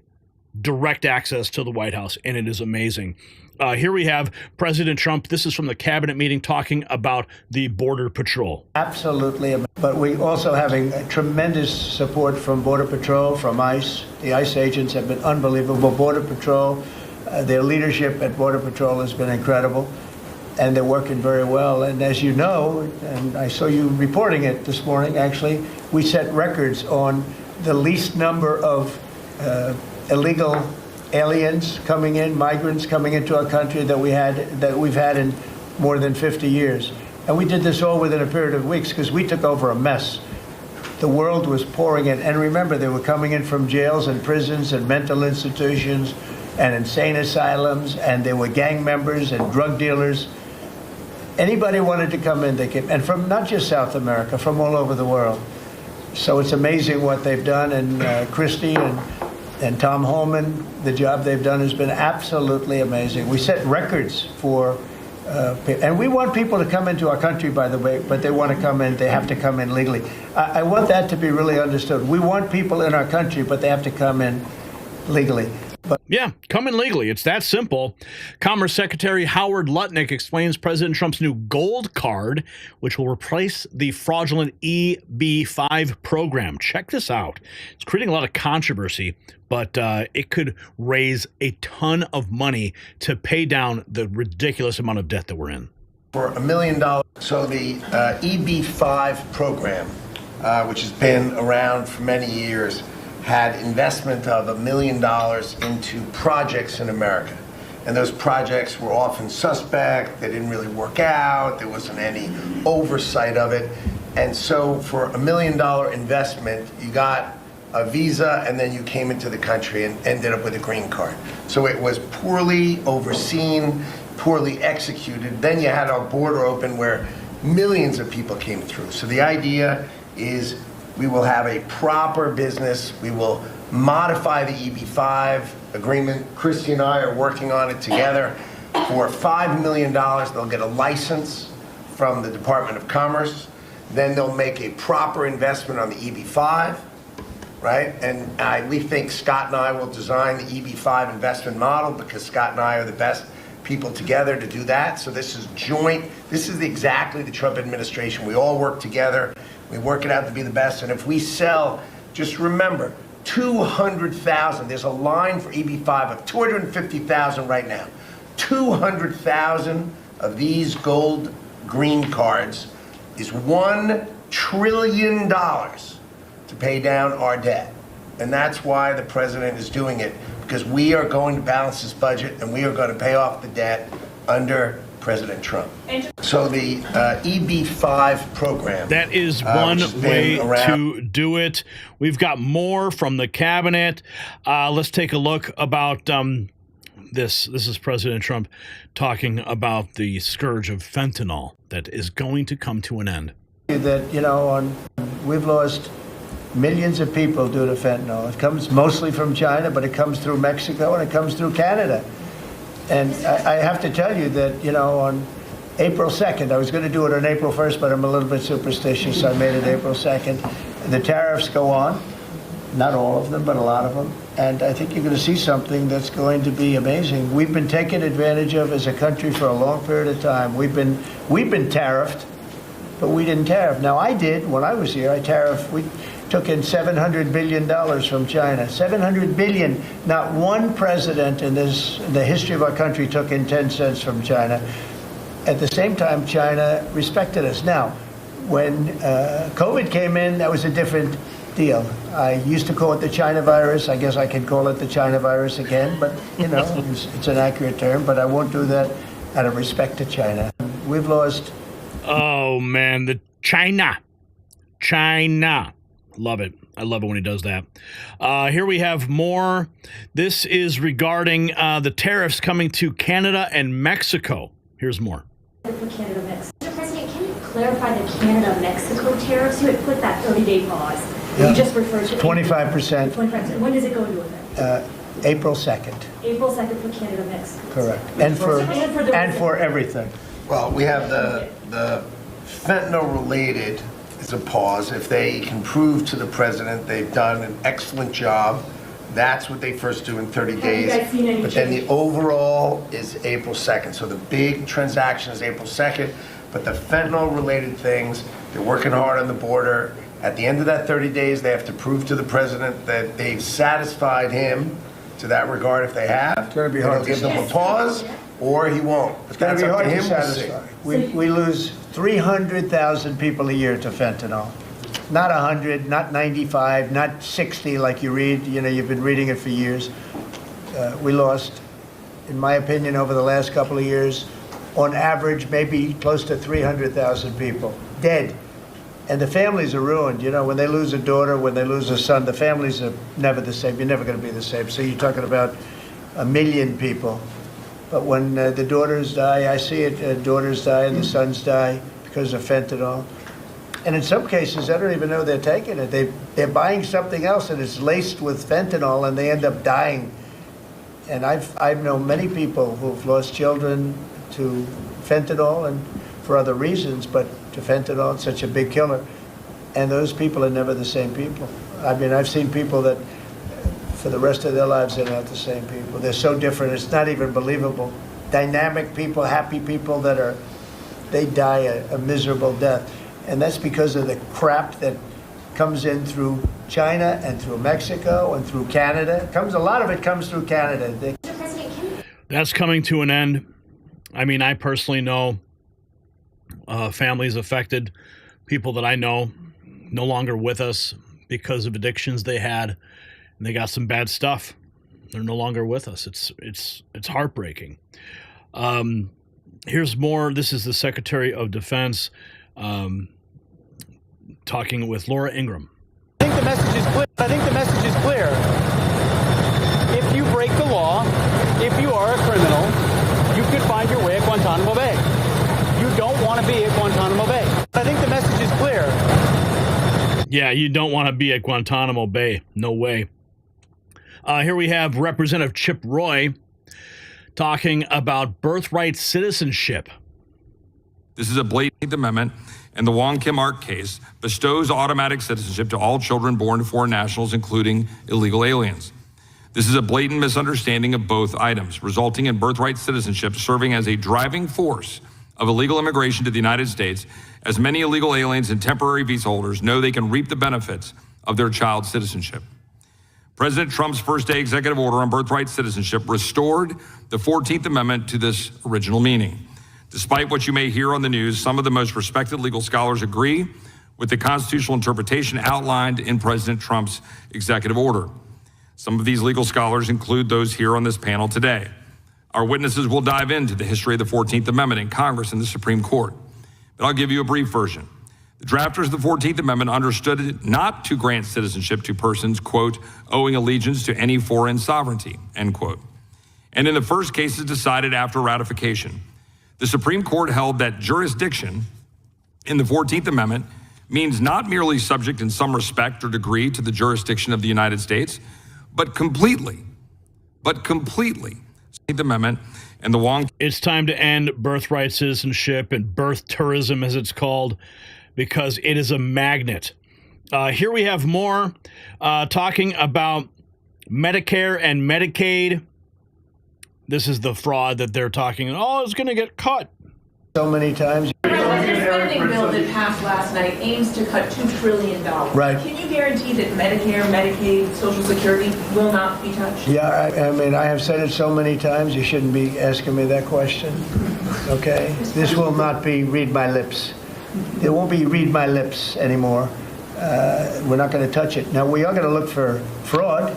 I'm sure you're okay with that, like people that shouldn't be on, people that are illegal aliens and others, criminals in many cases, and that's with Social Security. We have a lot of people. You see that immediately when you see people that are 200 years old that are being sent checks for Social Security. Some of them are actually being sent checks, so we're tracing that down, and I have a feeling that Pam is going to do a very good job with that.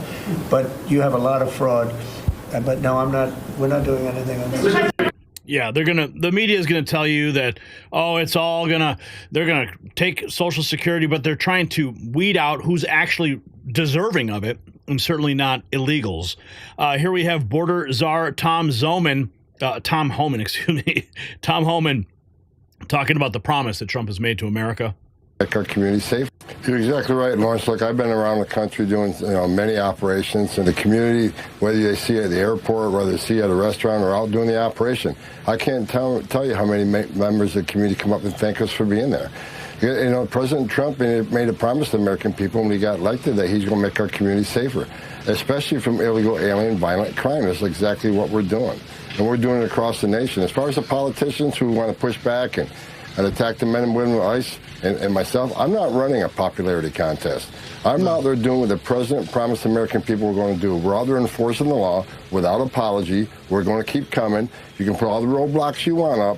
We're going to keep coming. For these sanctuary cities who want to push back and impede us, we'll double the man force there. We'll double worksite enforcement there. We're not going away. We're going to keep coming at them until every criminal illegal alien gang member, every illegal alien criminal is eradicated from this country. That's when I'll be satisfied. You're exactly right, Lawrence. Look, I've been around. Oh, we're not done yet, folks. We've got more to get to. CBS, check this out. This was posted 13 hours ago by Rapid Response 47. We've been riding with Border Patrol agents here in El Paso. Have yet to see a single migrant.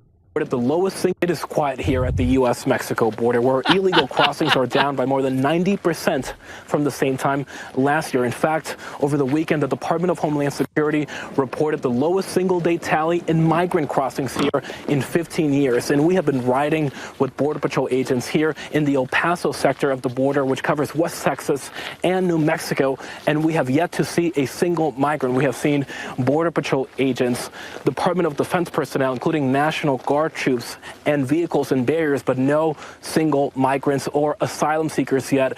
And officials here tell us that the reason behind this dramatic drop in illegal immigration is the new administration's tougher immigration policies. They credit the Trump administration's immigration crackdown for this dramatic drop in illegal immigration here. Those policies include a new measure that allows agents to quickly expel migrants back to Mexico without any sort of asylum processing, which has been a right for migrants under U.S. law. That is currently suspended, and many migrants are now being summarily expelled back to Mexico without any chance to request asylum. And amid this drop, the administration is now also considering reinstating a policy known as Title 42 that would allow officials to cite public health concerns to also expel migrants back to Mexico or to their home countries. It is quiet here. Man, all the mess that they have to clean up now. We were on such a track to get the border cleaned up. Biden came in and just screwed it all up. Okay, looks like Elon Musk posting this. Another judge violating the will of the people. Ian Miles Chong, judge rules that refugee admissions must continue. A Biden-appointed judge. Jamal Whitehead has blocked President Trump executive order that aimed to indefinitely suspend refugee admissions. The judge determined the order likely violates the separation of powers by exceeding the executive branch authority. Under the ruling, the Trump administration is legally required to permit millions of refugees into the United States without stoppage. That's ridiculous. Absolutely ridiculous. Here's the House Judiciary GOP. Democrats are fighting our legislation to deport illegal aliens who get DUIs. Why would they fight that? It's so ridiculous. But here is Jamie Raskin. Let's see what he has to say. Has worked dramatically. This legislation would do essentially is just make it mandatory upon even a first DUI offense where nobody is injured. I don't know that makes our roads safer compared to, for example, a compulsory ignition interlock device rule for people who are actually convicted of drunk driving. That really has worked dramatically in Maryland in any event. Wow. This legislation would do essentially. Wow. So Jamie Raskin wants to keep people convicted of DUIs who are illegal, keep them on your streets. Here we have more from President Trump on the illegal border crossings. Nobody's actually ever, in just over 1 month, illegal border crossings have plummeted by numbers that nobody's actually ever seen before. It's much more than 100%. And we've unleashed American energy at levels that will soon be reported.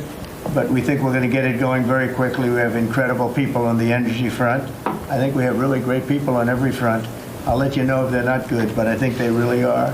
And we're fighting every day to get the prices down. The inflation is stopping slowly. But part of the reason it's stopping is because of high interest rates and other problems that we inherited.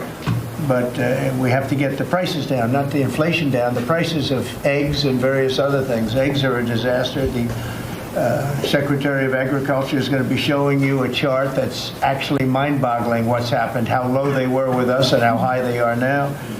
But I think we can do something about it, Madam Secretary, and I think you're going to do a fantastic job in that position. Oh, we've got more, folks. We ain't done yet. Let's keep going. Here we have, this is Chris's World. The border is closed. Let's check this out. Regards to the age, because the last time that I had you on, you gave us a great look into what was happening at the border in regards to the agents and how they're viewing things and how they were, like, call it what it is, being prevented from doing their jobs. That was great insight. Have things changed since then? Drastically changed, man. They were demoralized. There was no morale. It didn't exist, especially Border Patrol and ICE. And man, what a difference President Trump has made just by one election. In Sanctuary City, St. Paul, Minnesota, ICE has arrested 3 convicted illegal. Oh, my goodness. Okay. Okay. I just, I hate even like talking about this stuff. It's just, okay. As a politician, in a press release, the White House provided a tiny sample of the illegal immigrant criminals arrested in sanctuary cities under President Trump. In St. Paul, ICE arresting a Sudanese national convicted of rape of a victim under 13. Yeah, we just broke that story on X as we got the email directly from the White House. So you guys are behind the curve. Haha. Okay, here's Secretary Noem announcing new requirement for illegals. I don't think I got it. Repeat the name of the website for the illegals to register, because I don't think I got it. You were testing me. It is USCIS/alien registration, but they need to go there now today, because within 30 days of being in this country illegally, they should register. They will be able to be fingerprinted. We'll know that they're here, and we'll help them go home. We'll help them go home. Here's Secretary Rubio. A number of these countries have now agreed not just to take back, but, let's listen. Migration begins. All those countries you mentioned in Central America are all migratory routes. That is the route that people take to get to the southern border. So our border, in many cases, when it comes to mass migration, begins there. So we want countries to cooperate in stopping it. In addition, a number of these countries, I add Honduras now to the list, a number of these countries have now agreed not just to take back repatriation flights of their own nationals, but to take third country, meaning people from other countries who basically enter the United States illegally. We can send them to those countries, and they have a choice. They can go back to their home country or they can go to these countries. These are powerful tools, and that's why you're now seeing historically low numbers under President Trump. Do you think historically low numbers at the border? Your visits? Well, I think it has a lot to do with President Trump. It has to do with the fact that people that were coming here realized that this isn't Joe Biden. Under President Trump, you're not just going to be able to come in, claim asylum, and stay forever. And so we are literally, in some of these countries, I had a call yesterday, one of these countries, they now have people doing U-turns, right? They were on their way here. They realized, okay, they're not playing around anymore. President Trump is serious, and they've done a U-turn. They're trying to go back to their country. Right. We're seeing that happen. And that is as a result of President Trump's very clear leadership on migration. Clear leadership is what this country needs, and the new border strategy represents a complete paradigm shift in American immigration policy. For years, we've been told border enforcement was impossible or inhumane. Yet in just over a month, we're seeing undeniable results. The administration isn't just talking, they're acting. And starting April 2nd, new tariffs on Mexico and Canada will target the fentanyl crisis head on. We lose 300,000 people a year to fentanyl. That's what President Trump, he declared in that cabinet meeting.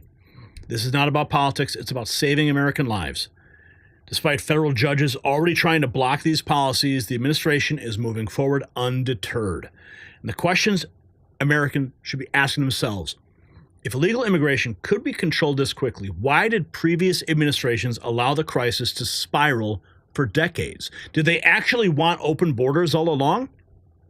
Drop your comment below and show your support for the Next News Network with your Next News merch. Shop.nextnewsnetwork.com. It's linked below. Get a hat or a shirt and show the world that you love the real news. Okay, Tom B420, what's up? Dropping $5. Loved the Joy Reid parody. Oh, you must be talking about Mr. Reagan's latest drop. I did post that on our community tab in our posts on the channel. You can go to it and you can watch Mr. Reagan's latest. It is absolutely brutal. Absolutely brutal. In fact, I don't even know how many views it has right now. I'm sure it's going viral, but you need to watch it. And then we have this, Lisa Norris, $10. Thank you, Lisa, for that support. We are now at $37 in chat revenue tonight. What's up? Thank you, guys. Appreciate it. Okay, let's get into our next topic. This one is close to my heart, but we're going to open up with what we just learned about that certain list.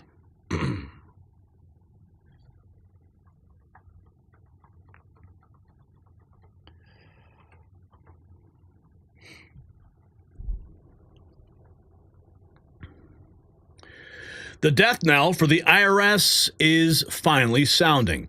Commerce Secretary Howard Lutnick confirmed what millions of Americans have been hoping for.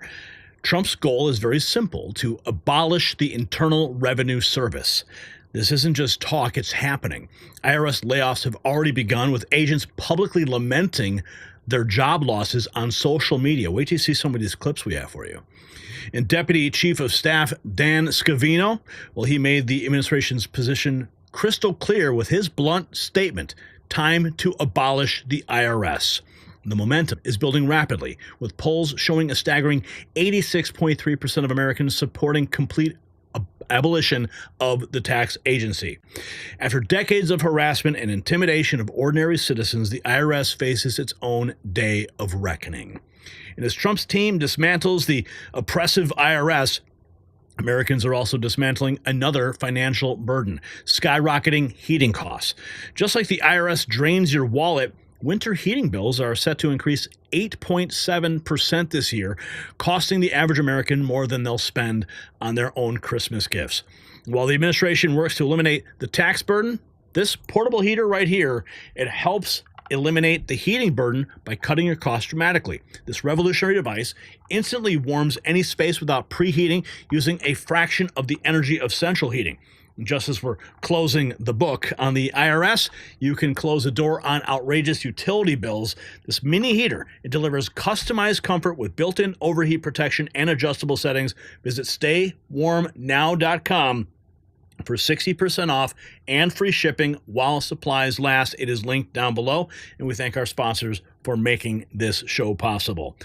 Okay, now, before we get to the IRS, which we all are anxiously awaiting its dismantling, this breaking news just a short while ago, Nick Sordor reporting Pam Bondi has announced she will be releasing the flight logs and names and information tomorrow. She said it's very sick what this man did. She says she hasn't released much more detailed information yet because there are well over 200 victims. She just said this on Jesse Waters on Fox. Listen. You have the Epstein, said last week that you have the Epstein files on your desk. When can we see them, and what's taking so long to release them? I do. Jesse, there are well over, this will make you sick, 200 victims. 200. So we have, well over 250 actually. So we have to make sure that their identity is protected and their personal information. But other than that, I think tomorrow, the personal information of victims. Other than that, I think tomorrow, Jesse, breaking news right now, you're going to see some Epstein information being released by my office. What kind? Are we going to see who was on the flights? Are we going to see any evidence from what he recorded? Because he had all of his homes wired with recording devices. Yeah, what you're going to see, hopefully tomorrow, is a lot of flight logs, a lot of names, a lot of information, but it's pretty sick what that man did. Okay, well, we'll along look with for his that. co-defendant. Absolutely, and he had help. That's for wow. Buckle up. The bomb drops tomorrow. And speaking of bombs dropping, the IRS, Nick Sordor also posting this. The IRS will now be closing over 120 offices nationwide, in addition to laying off thousands of employees, according to the Washington Post. This comes after we, the people, overwhelmingly voted for DOGE to audit the IRS, and apparently they are moving quickly. Here we go.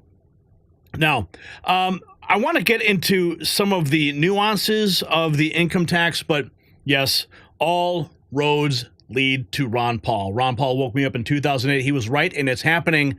The IRS is going away. Back in 2008, when Ron Paul was running and debating people, this person says, I did have a thought. I think Ron Paul was the beta test to see what the media would do. He was the only candidate talking about the Federal Reserve and the IRS. They destroyed him. Now, fast forward to Donald Trump. Here we have this. IRS is expected to lay off thousands. This was from February 14th. According to the New York Times, President Trump said the Internal Revenue Service will be looked at just like everybody else. IRS, here's the headline, expected to lay off thousands per the New York Times. And here's Trump. Mr. President, DOGE workers arrived today, Gavin Clagger and others arrived today at the IRS. Do you expect to close the IRS, or what are you expecting? No, I don't expect it, but I think that the Internal Revenue Service will be looked at like everybody else. Just about everybody's going to be looked at. So it's they're doing a hell of a job. It's an amazing job they're doing. And, that force is building. I call it the force of super geniuses, but it's building. And, they go up and they talk to some of the people about certain deals, and the people get all tongue-tied. They can't talk because these people get it. They're very smart people. We need smart people, yes. Smart people are finally back in the White House. This was posted 48 hours ago. I wish I could like this 1,000 times, says Wall Street Apes. IRS worker documents her journey going in and being terminated from the IRS. Check this out. Makes me a probationary employee. Good morning. Come with me to the IRS as a federal employee who is about to get fired. So last night I got the call to bring my equipment in today, even though today is not an in-person day for me. I have been working at the IRS for about 7 months, so that makes me a probationary employee. So I was able to badge into our parking garage. I was a little worried I'm a little bit late because of the ice. It's -8 degrees in Missouri. I can't record while I'm inside, but I have all my belongings packed up. So I'll let you know what happens when I'm done. So it is 2:15. I am just leaving the IRS for the last time in my indefinite future. All right, I'm home in my driveway. I'm no longer employed, do not have my badge anymore. Bye-bye. Bye-bye. When I say tax cuts, I don't mean fiddle with the code. I mean abolish the income tax and the IRS and replace them with nothing. The great Ron Paul. Here we have, this is Trump serious about abolishing the IRS and the income tax in the United States. Meanwhile, Canadians are getting taxed to death for immigrants that have destroyed a system they never paid into. Seems our not-free healthcare is only free to newcomers.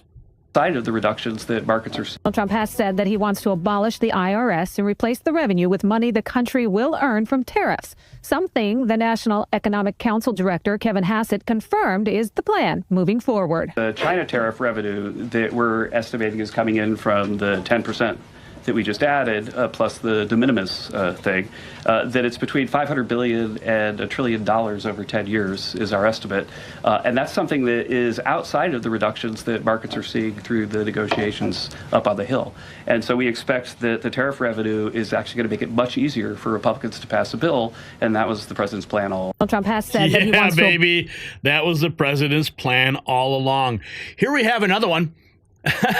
24 hours ago, Eric Doherty posting this, a laid off IRS agent crying. I just want my job back. I just want to go to work. I just want to work. I want my job back. I want the unions to fight. I want the legislation to be reversed. Let us work.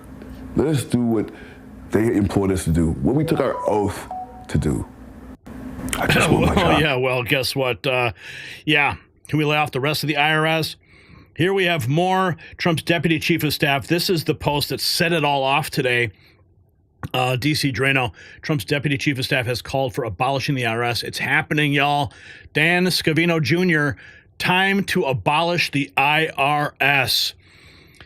Being libertarian, abolish the IRS, repurpose the buildings as Ron Paul Institute of Peace and Prosperity Learning Centers.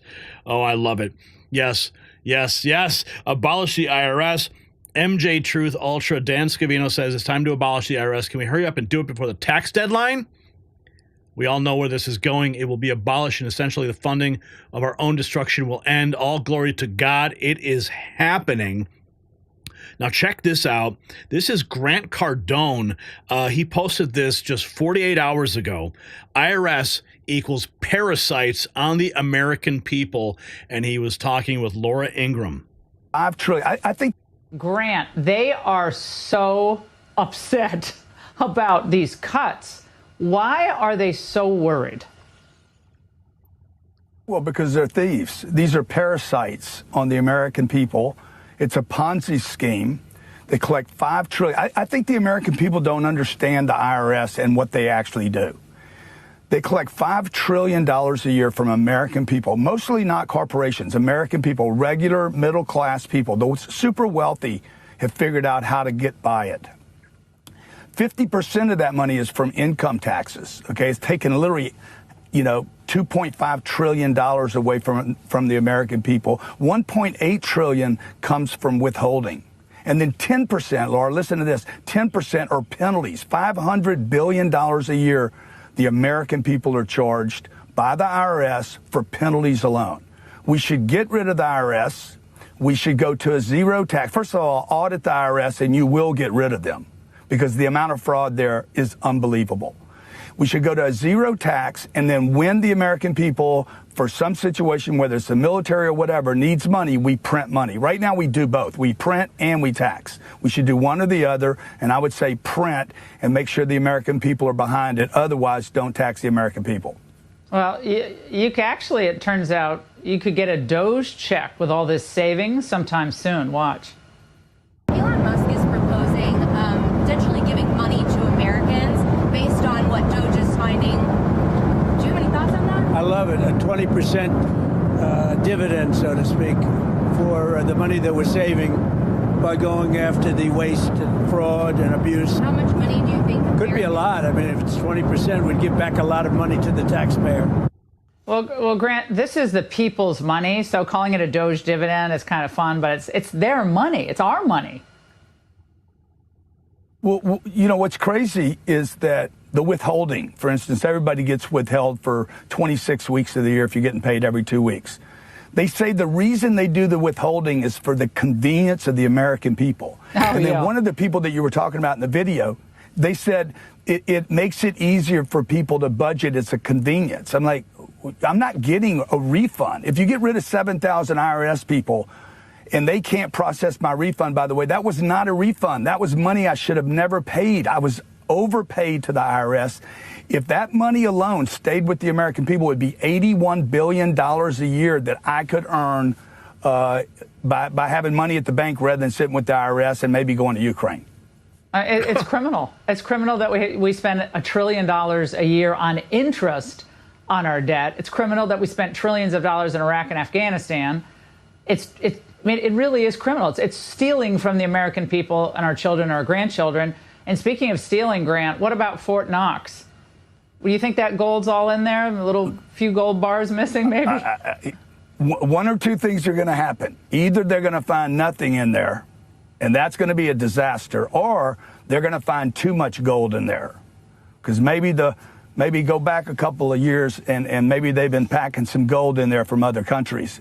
Neither one is explainable, but the American people deserve to know what the truth is, and the American people can handle the truth. Let's get down to it and stop the nonsense of these Ponzi schemes and parasites. Do you think there should be any tax, flat tax, fair tax, sales tax? I think there should be no income tax, no death or inheritance tax, no gift tax. There should be no income tax at all. No payroll withholding. The way to do it is to go to a flat tax. People would pay 20 to 25% on a purchase. That's it. That's when it would be collected. And if a local state or county wants to add a property tax, let them do that. It shouldn't be the federal government. Yeah, how about no tax at all? How about no tax at all? My goodness. Here we have Donald Trump daily polls. Should the IRS be abolished? 86% of respondents said double thumbs up. 7% said double thumbs down. That was 16,000 votes. Of course, I gave it the double thumbs up. And here we have Howard Lutnick. Okay, this is when he was on with Jesse Waters. And following this, the assistant to President Trump, Dan Scavino, calls for abolishing the IRS. Time to abolish it.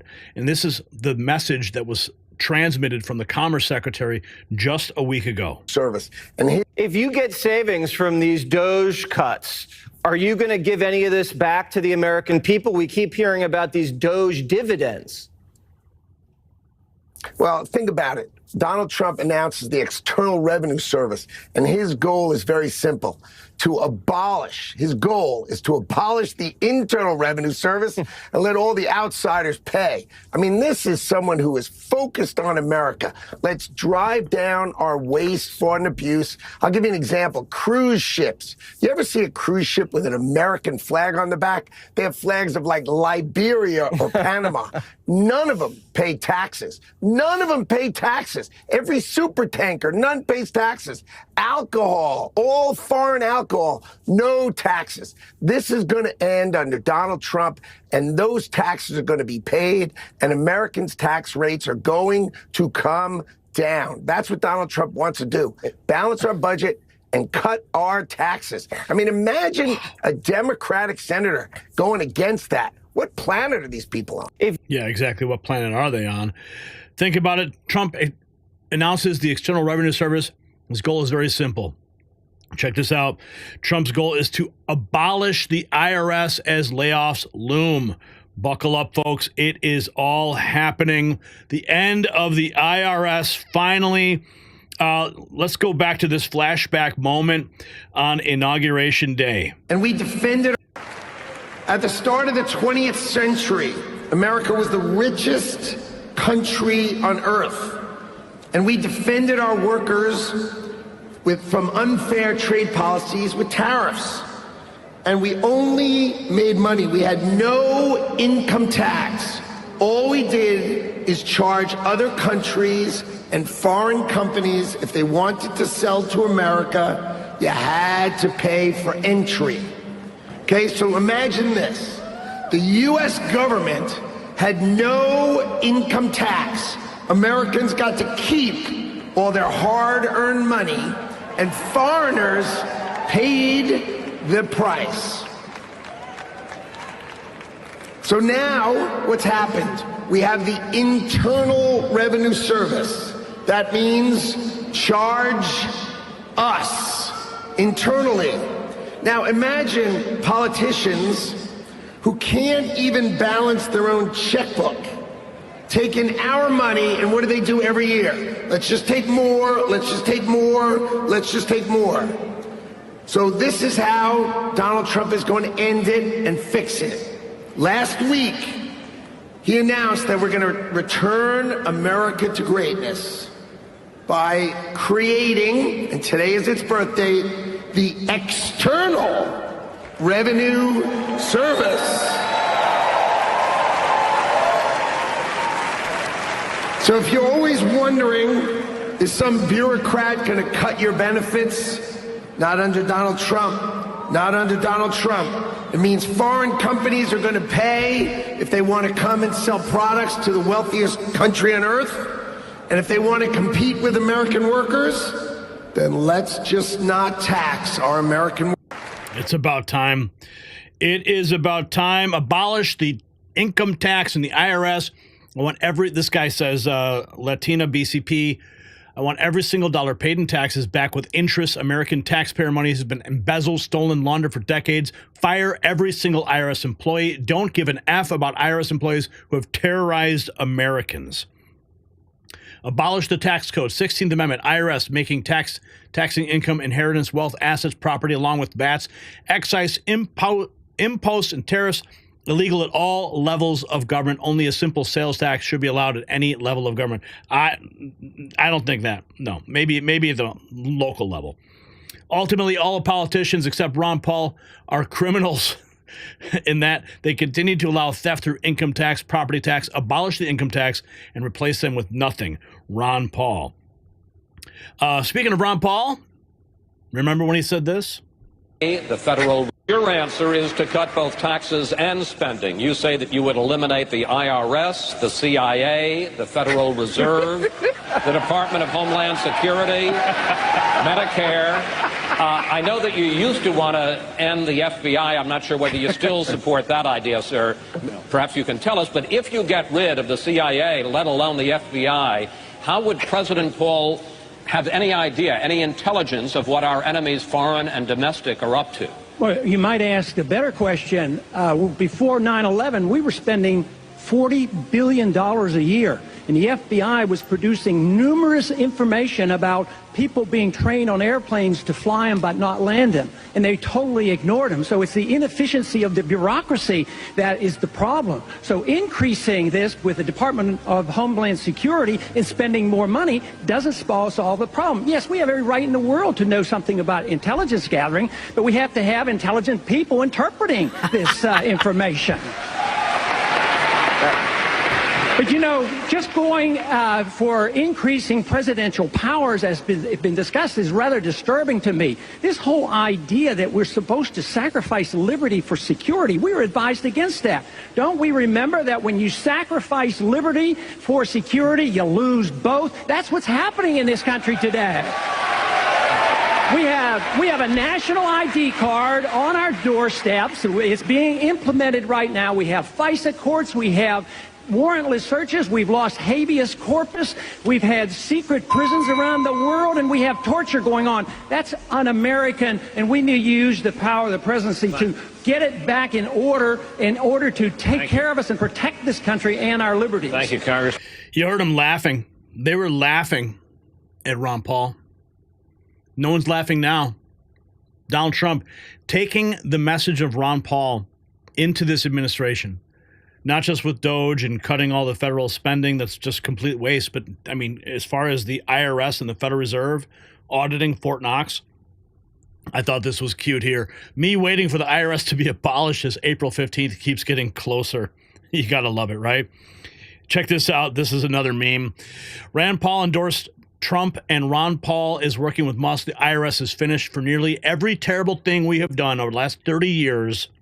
You can find a video of one of these men trying to stop it. And I am so happy that I have supported these guys over all these years. Okay, so check this out.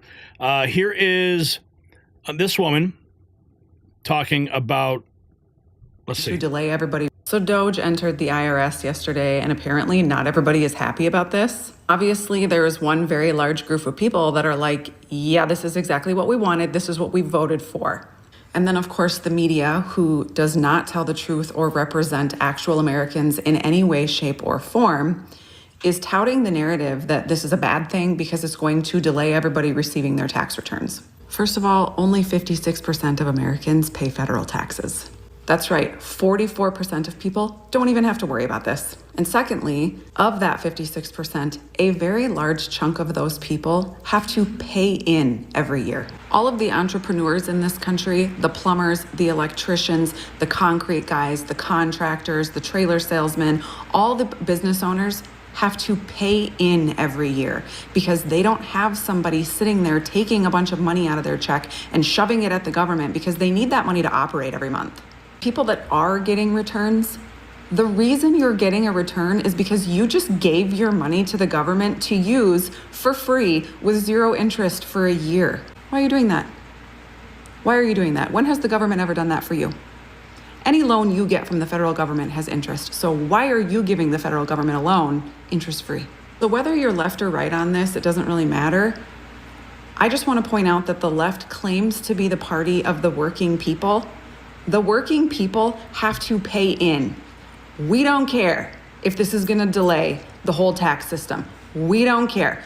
We don't want to pay in as it is. Every year we are socked with a higher percentage rate and more bullshit taxes that we have to pay in.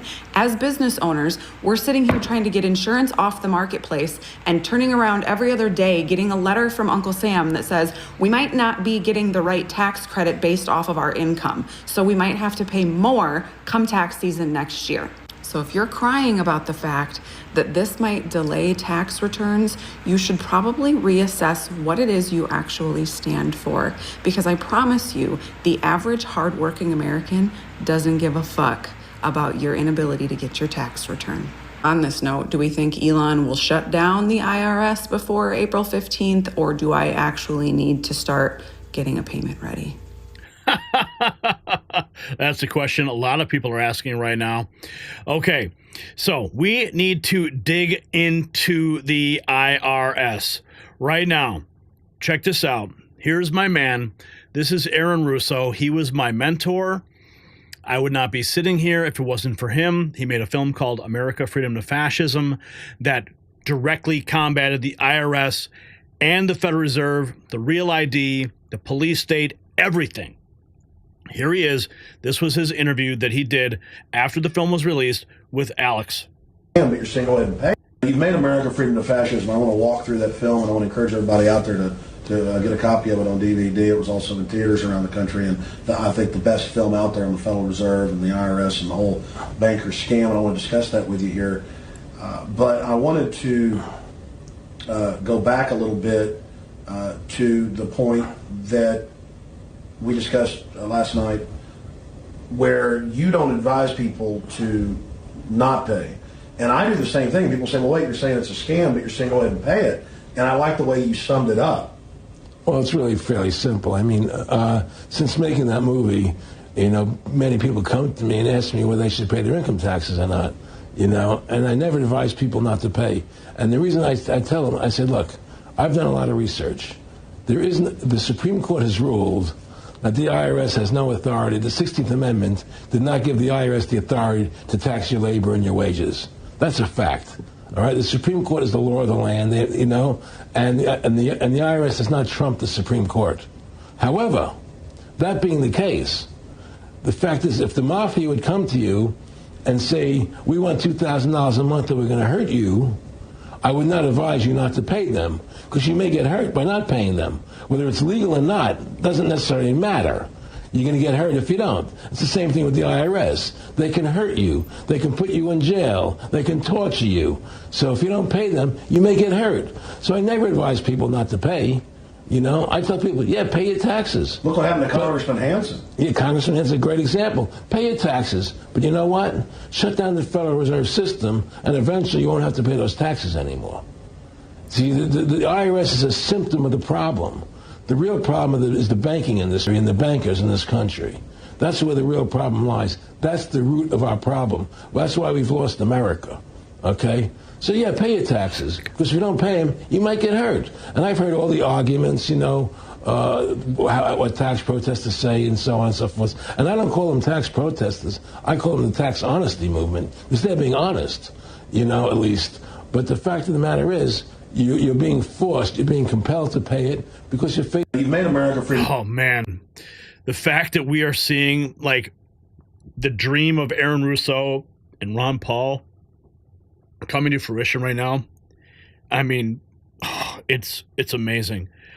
Here we have, this is a great summary of the income tax. Now, this is Sherry Jackson. We've got another clip from Sherry Jackson also. She was a former IRS agent, and she was penalized because of what she did. I got this other clip here from Aaron. This was post Freedom to Fascism. I think we'll play this one here. Okay, that there's two. What's a piece of information that you learned that feels illegal to know? There is no law that requires you to file a 1040. I researched this, and I'll tell you why there's no law. First of all, the Constitution says, okay, that there's two kinds of taxation: direct taxes and indirect taxes. A direct tax must be apportioned and done by census, which means that a direct tax, which is what a tax on your labor would be a direct tax, you can't get away from it, right? A direct tax on your labor would have to be apportioned, meaning divided amongst all the people equally, right? Mm-hmm. And an indirect tax is like an excise tax. It's like a tax that you don't have to pay if you don't use the service. Luxury car or something. Well, not even a luxury car can't labor, but like gasoline. Right. If you don't want to drive a car, if you want to take a bicycle, you don't buy gas, you don't pay the tax. Right. So that's called an indirect tax. But that indirect tax has to be the same in every state. Mm-hmm. It has to be uniform, okay? So there's two kinds of taxes, direct and indirect, in the Constitution. In 1894, they tried to pass an income tax on your labor. The Supreme Court said you can't do that. It's unconstitutional. They stopped. In 1913, to get around that Pollock decision of 1894, right, they passed the 16th Amendment, which said we can tax any income from any place forever, okay? And once they passed that tax, then people started paying an income tax on the labor. It became a third form of taxation. Mm-hmm. You had direct apportioned tax, you had the indirect tax, and now you had a direct tax that was unapportioned, mm-hmm. okay? So you had three forms of taxation mm-hmm. now. But, two things. The amendment was never ratified properly. It was a fraud, okay? And that's been proven. But the second point is this: even if it wasn't a fraud and had been ratified properly, even if it had been, okay, the Supreme Court in 8 different decisions that I have researched said the 16th Amendment gave the government no new power of taxation. They can't tax the labor of the American people, so it was finished. And in 1917, they stopped taxing it. So they did it for 3 years, right? And so there is no tax on the labor of the American people, no legal tax, and no constitutional tax. So they've made the IRS code, right, says whatever it says, but whatever it says is irrelevant because it's not in compliance with legal. The Supreme Court decisions. Right. Right? Right. And even the IRS code, if you actually examine it, okay, even though it's irrelevant because it doesn't comply with the Supreme Court. Mm-hmm. Actually, if you examine it, there's still no law that makes you pay a tax on your labor. Okay? Right, yet every one of us, I guess there are, 69, 70 million Americans who don't, but most of the rest of us are on the treadmill and we're paying dutifully our taxes on time each year. Well, they make you feel if you don't pay it, you're not a good citizen. That's part of their propaganda. Well, and that's what allows them to keep spending money. But in fact, it's not just you saying this. What I found very compelling in your film is that you're talking with former IRS agents and investigators who were put to the task of finding out on behalf of inquiries as to whether or not this was a legal practice, right, only to find out that it wasn't legal. And in fact, some of these people who were formerly with the IRS have not paid their taxes since they found out about this. Right. Now, There are many IRS agents, former agents, who have left the IRS because they did the research, and they were in there before I was. Right. You know, and they deserve to be honored for the work they've done, because it's a giant, in my opinion, it's a giant scam. And the scam is about to come to an end. I need to give Joe Bannister a call. For real. Okay. Okay, I don't know which one I should go to next here. Okay, this is former IRS agent Sherry Peel Jackson from Aaron Russo's documentary Freedom to Fascism. Breaks down the truth about the IRS and the income tax system. This is a former IRS agent, direct from her own mouth. Listen. Basically, the income tax doesn't apply to us. And even though I heard that from 1995 to 2000, it was just in the back of my head, oh, there are some people out there that think that the income tax is being misrepresented and misapplied. But in 2000, We the People Foundation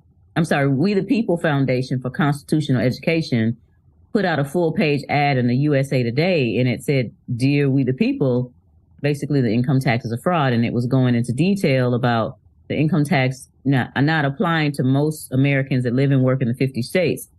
And there were two things in the body of that article. Number one, Joe Bannister had written a report that turned into a book, and he was a IRS Criminal Investigation Division agent out in California that did the research on his own time and couldn't find the law. So he basically gave this report to his superiors, and they didn't answer. They just sent him back a note saying that, we're not going to answer this, and you have, a week or so to tender your resignation. And he resigned. So I wanted a copy of that report. And number two, William Conklin had a $50,000 challenge for anybody that would prove that the income tax applied to us, that we have to file or we have to pay. And since I had my codes and regulations from the IRS, I wanted that $50,000, Tim. So I started doing some serious research, and then all of these things, I went down that rabbit hole. And, really, the rabbit hole is still there. I still haven't found a law that requires most Americans that live and work in the 50 states to file an income tax return or pay an income tax.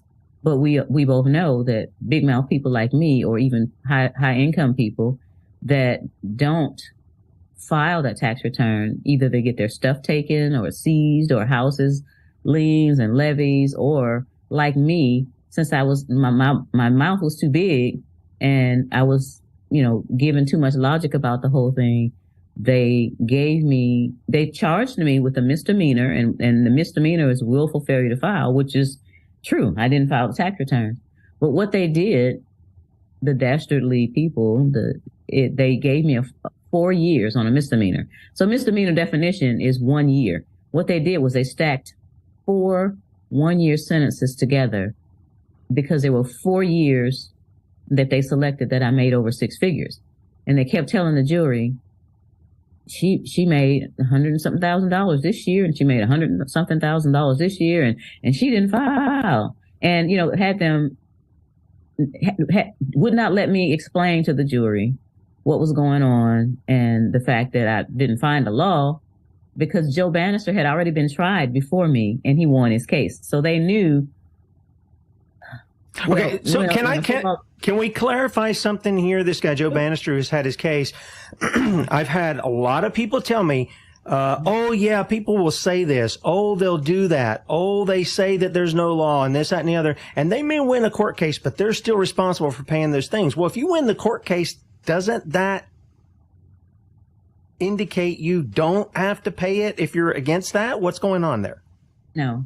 So they parrot all the cases that they win, and then they isolate the cases that they don't win. So all of the people that I know that were charged with willful failure to file or something similar, when they won their cases, the IRS still came after them civilly. So they went after them criminally to try to make a statement. And then when they lost, they went after them criminally. So I'll give you an example. Joe Bannister won his case. The IRS was so angry that they went to the California Board of Accountancy and told them to take Joe's CPA license. And they did. Joe won his case, but he got his CPA license taken. Bernie Kugelin was the Federal Express pilot that won her case because they looked at the law that the jury basically found her not guilty. The IRS automatically slapped her with a whole bunch of taxes on the civil side. And when she refused to pay, they came, raided her house, and took everything out. And I was on the phone with her shortly after that happened, and she said that after they took everything out of the house, they took her vacuum cleaner, vacuumed her house, and took it. Wow. Wow. That's just criminal activity. I don't care if they do it under the guise of government or not. That's criminal activity. And, biblically speaking, we go to our foundations. The Bible talked about income tax, doesn't it? Sherry Jackson right there detailing the brutality. Now, here is a quick trailer from Freedom to Fascism. The research based. There is no law. And to date, nobody has been able to show that there is a law for the average American citizen working day in and day out to pay an income tax. But We the People Foundation for Constitutional Education put a full-page ad in the USA Today on July 7th, 2000. And within the body of that ad was a $50,000 challenge for anyone that could show the law. And to me, $50,000 is a lot of money. So I went after that and did the research based on the fact that I thought, let's put this baby to bed. I'm hearing all these rumors. I'm going to kill two birds with one stone. I'll answer these people's questions that are asking me, and then I'll win this $50,000. And, based on the research that I did throughout the year 2000 and that I'm still doing, I have not found that law. I've asked Congress, we've asked a lot of people in the IRS commissioners, helpers. They can't answer, because if they answer, the American people are going to know that this whole thing is a fraud. There is no law. There is no law that requires the average American worker in the private sector to pay a direct, unapportioned tax on their labor and compensation for services. There is no law. I really expected that, of course, there's a law that you can point to in the law book, the code that requires you to file a tax return. Of course there is. Maybe I don't know what it is right then as he was speaking to me, but sure. So naively, I agreed to go off and research it and get back to him. 3.5 months later, I was at that point where I couldn't find the statute that clearly made a person liable, at least not me and most people I know. And I had no choice in my mind except to resign. I had to leave the IRS because I presented evidence that I had accumulated indicating that the agency was violating the law and violating people's rights. And I asked the agency for a response to my sincere concerns. And the answer I got was that they would not respond to my concerns and that they would provide me with the paperwork necessary to tender my resignation. You can look through the statutes and look for the law that requires you to pay. And when you do that, you can't identify a law that requires the average person in America who earns a wage and works in private business to pay an income tax. American citizens, along with the foundation, have been asking the IRS to specifically provide them with the underlying legal foundation upon which they administer and enforce the personal income tax laws in our country. At the national level, when people would attempt to contact somebody of a much higher authority, say the commissioner, same kind of thing. They would get answers that were in effect non-answers. You have to understand that an agency which will unlawfully impose a tax that doesn't exist is not going to care.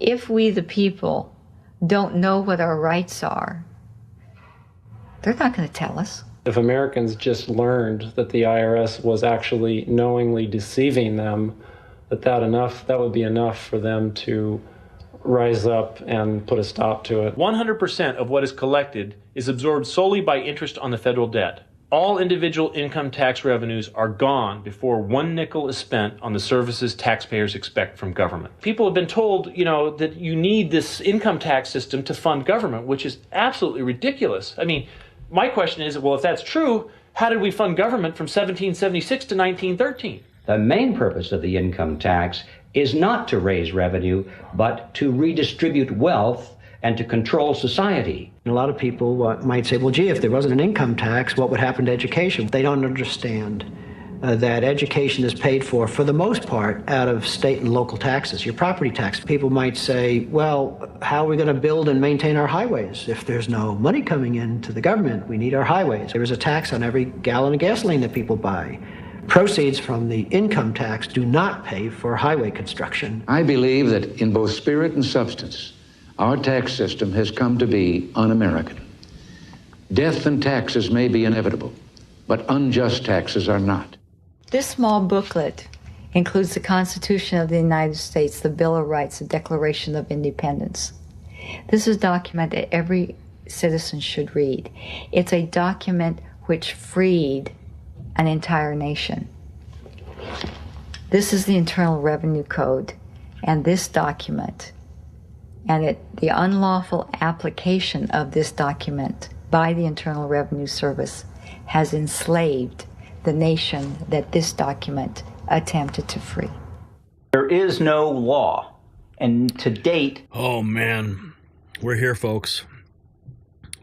All the hard work, Ron Paul, Aaron Russo, all the advocates in the tax honesty movement. Finally, we are seeing those seeds take root. In the IRS Abolishment Plan, it represents the most significant tax reform in American history. For too long, this agency has operated with virtually unlimited power to terrorize ordinary citizens. As you saw, one plumber on social media expressed the frustration of millions when they stated they pay $30,000 in taxes every year. I want the IRS abolished. It's illegal. It's corrupt. The groundswell of public support for ending the IRS suggests Americans have reached their breaking point with government overreach. Even Ron Paul, who warned about the IRS for decades, is finally seeing his predictions come true. And as this plan accelerates, Americans should consider, if the federal government managed to function for over half our nation's history without the income tax, why can't we do it again? Comment below. And celebrate the coming of the end of the IRS with your next news swag, because we've been fighting this fight for a long, long time. It's linked down below. Show your support. Wow. I love these stories. I really do. Mr. Yogi Bear 199. The list has been released, Tom. Tomorrow, I guess. We're going to find out some more information. Boyd gifting 5 Next News Network memberships. Drew H., $7.77. Repeal the Smith Modernization Act. This needs to be in the zeitgeist. All right. We got more news to get to. And then I don't want you to go anywhere because we have a exclusive interview with Melania Trump's advisor. And he's got some bombshells he's going to drop. You do not want to miss this. It's coming up after this segment. But first, we got to get into breaking down what's happening in the media right now.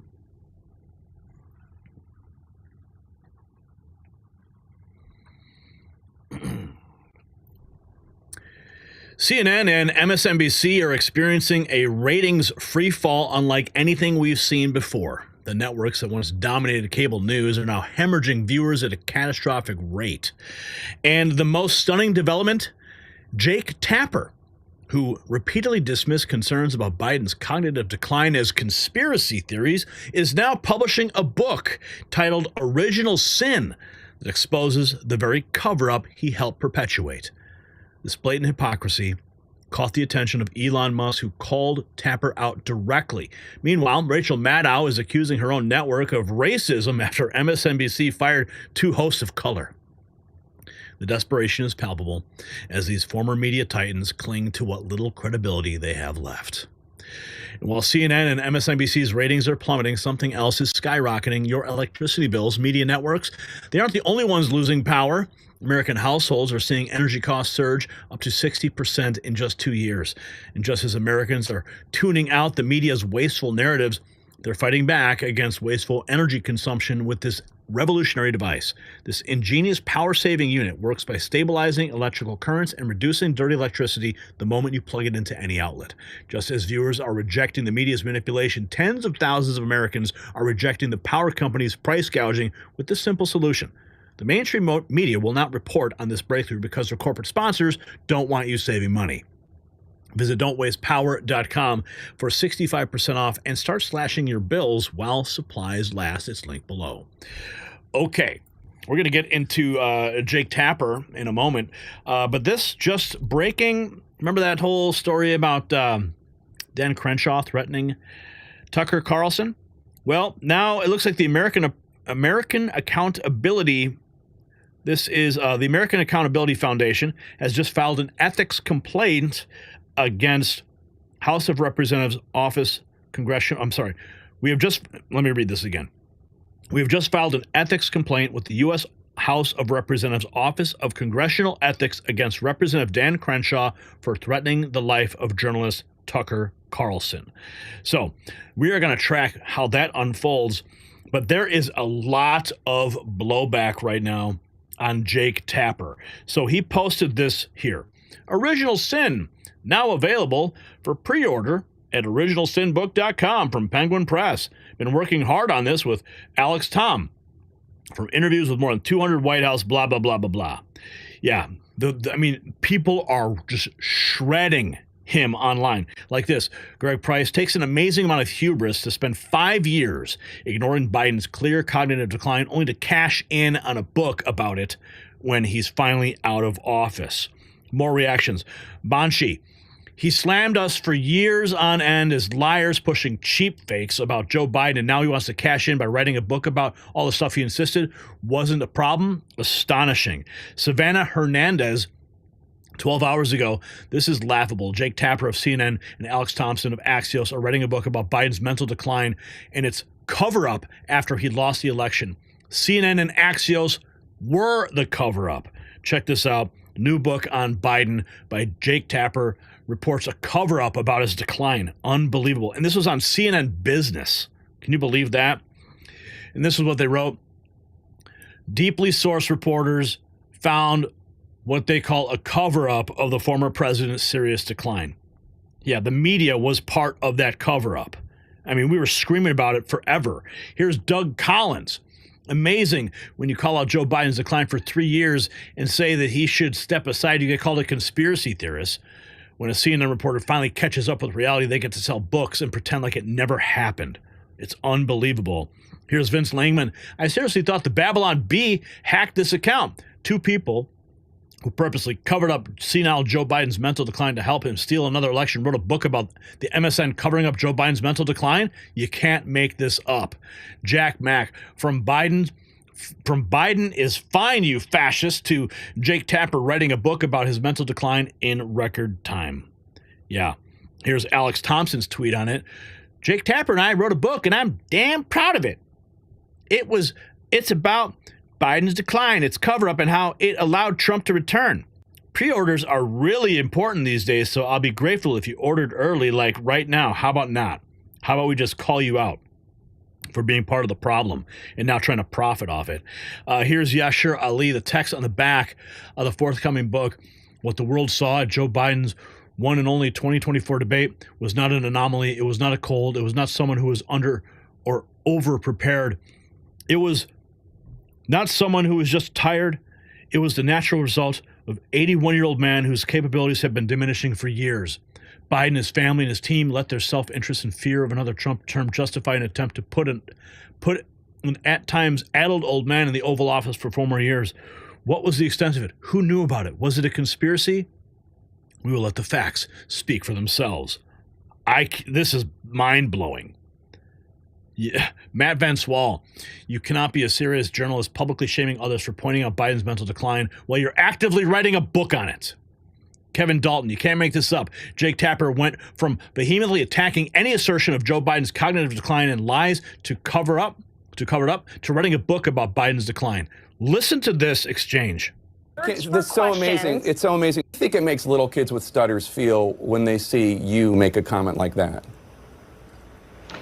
First and foremost, I had no idea that Joe Biden ever suffered from a stutter. I think what we see on stage with Joe Biden, Jake, is very clearly a cognitive decline. Okay. That's what I'm referring to. It makes me uncomfortable You are to no watch somebody on stage search for this is so amazing. questions It's so amazing to me that and try and figure out an answer. a cognitive decline. Well, when you're trying to tell me that what I was suggesting was I think that you were mocking his stutter.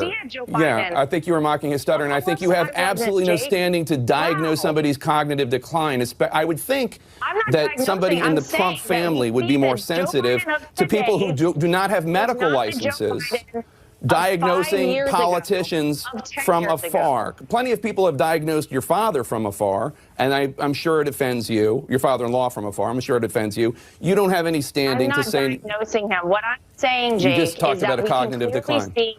That Joe Biden I have is one last struggling question for you, Laura. You can't times on stage, and it's very concerning to a lot of people that this could be the leader of the free world. Okay. That is all I'm saying. I genuinely feel Laura sorry Trump. for Joe Biden. I appreciate it. I'm sure.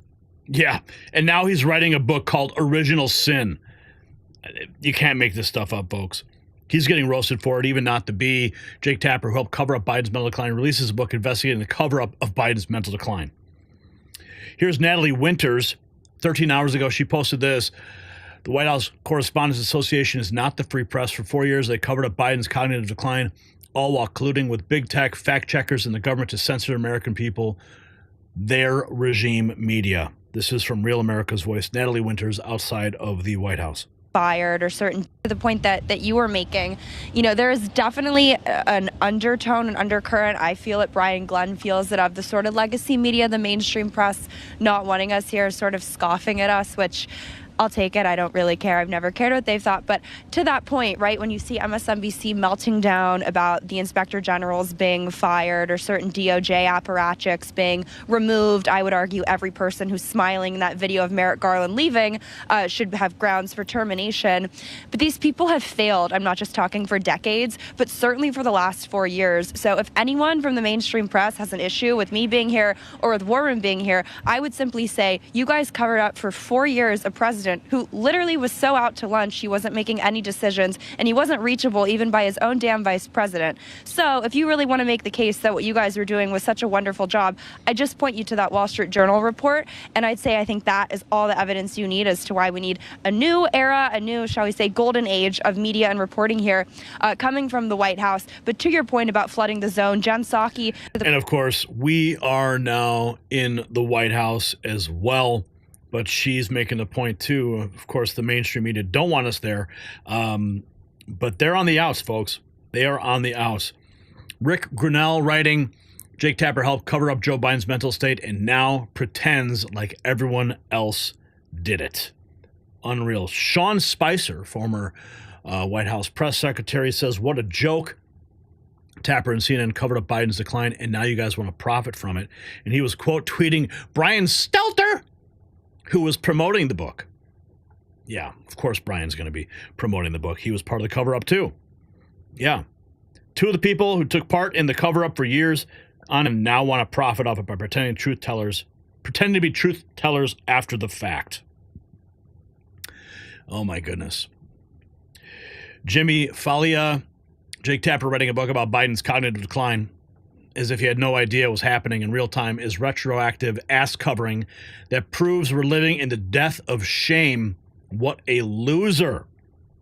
Yeah, here's Jake Tapper's original post for his original sin. Man. Here's Savannah Hernandez.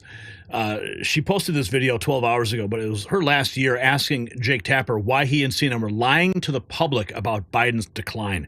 Check this out.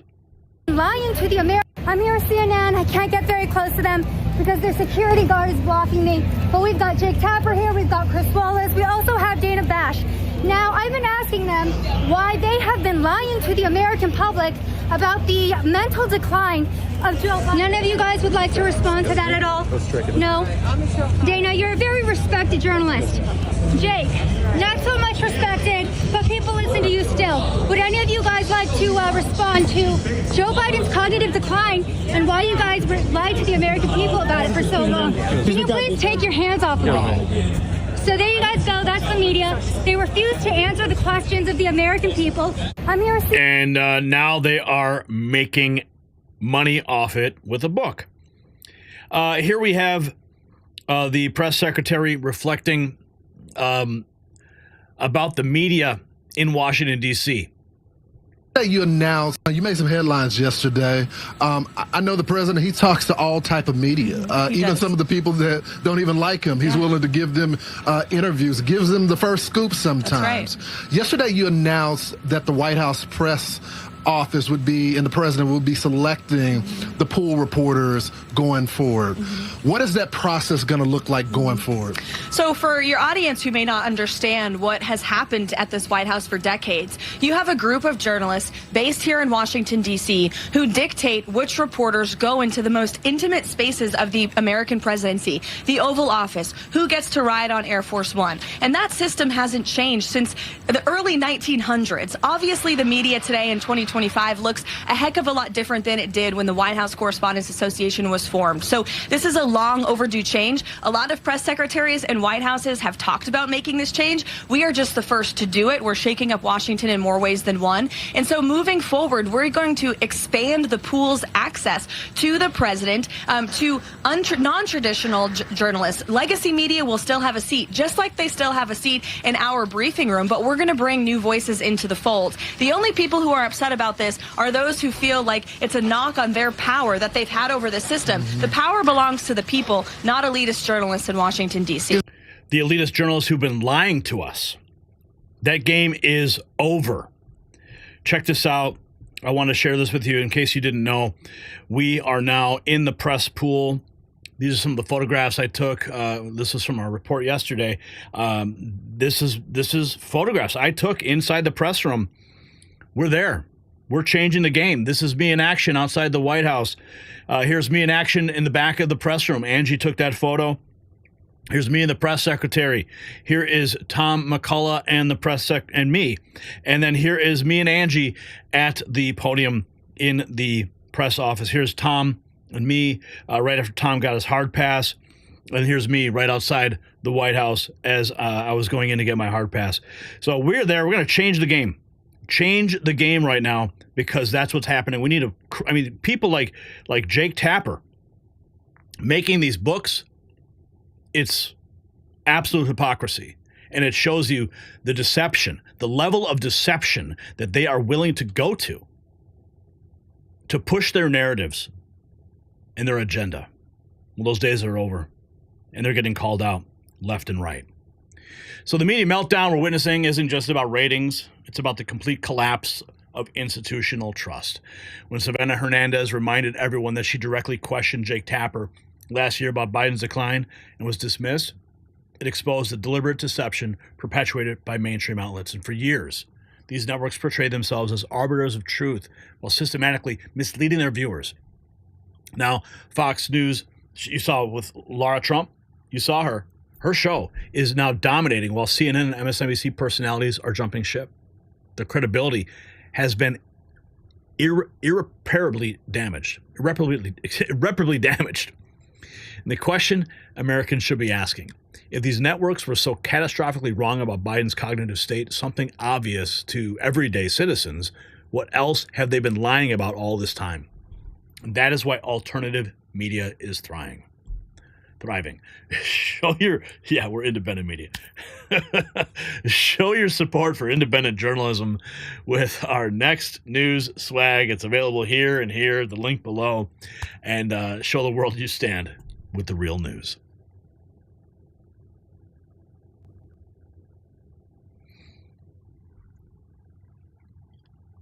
Okay. I just want to check with Brian real quick, because we got the interview. Let's see.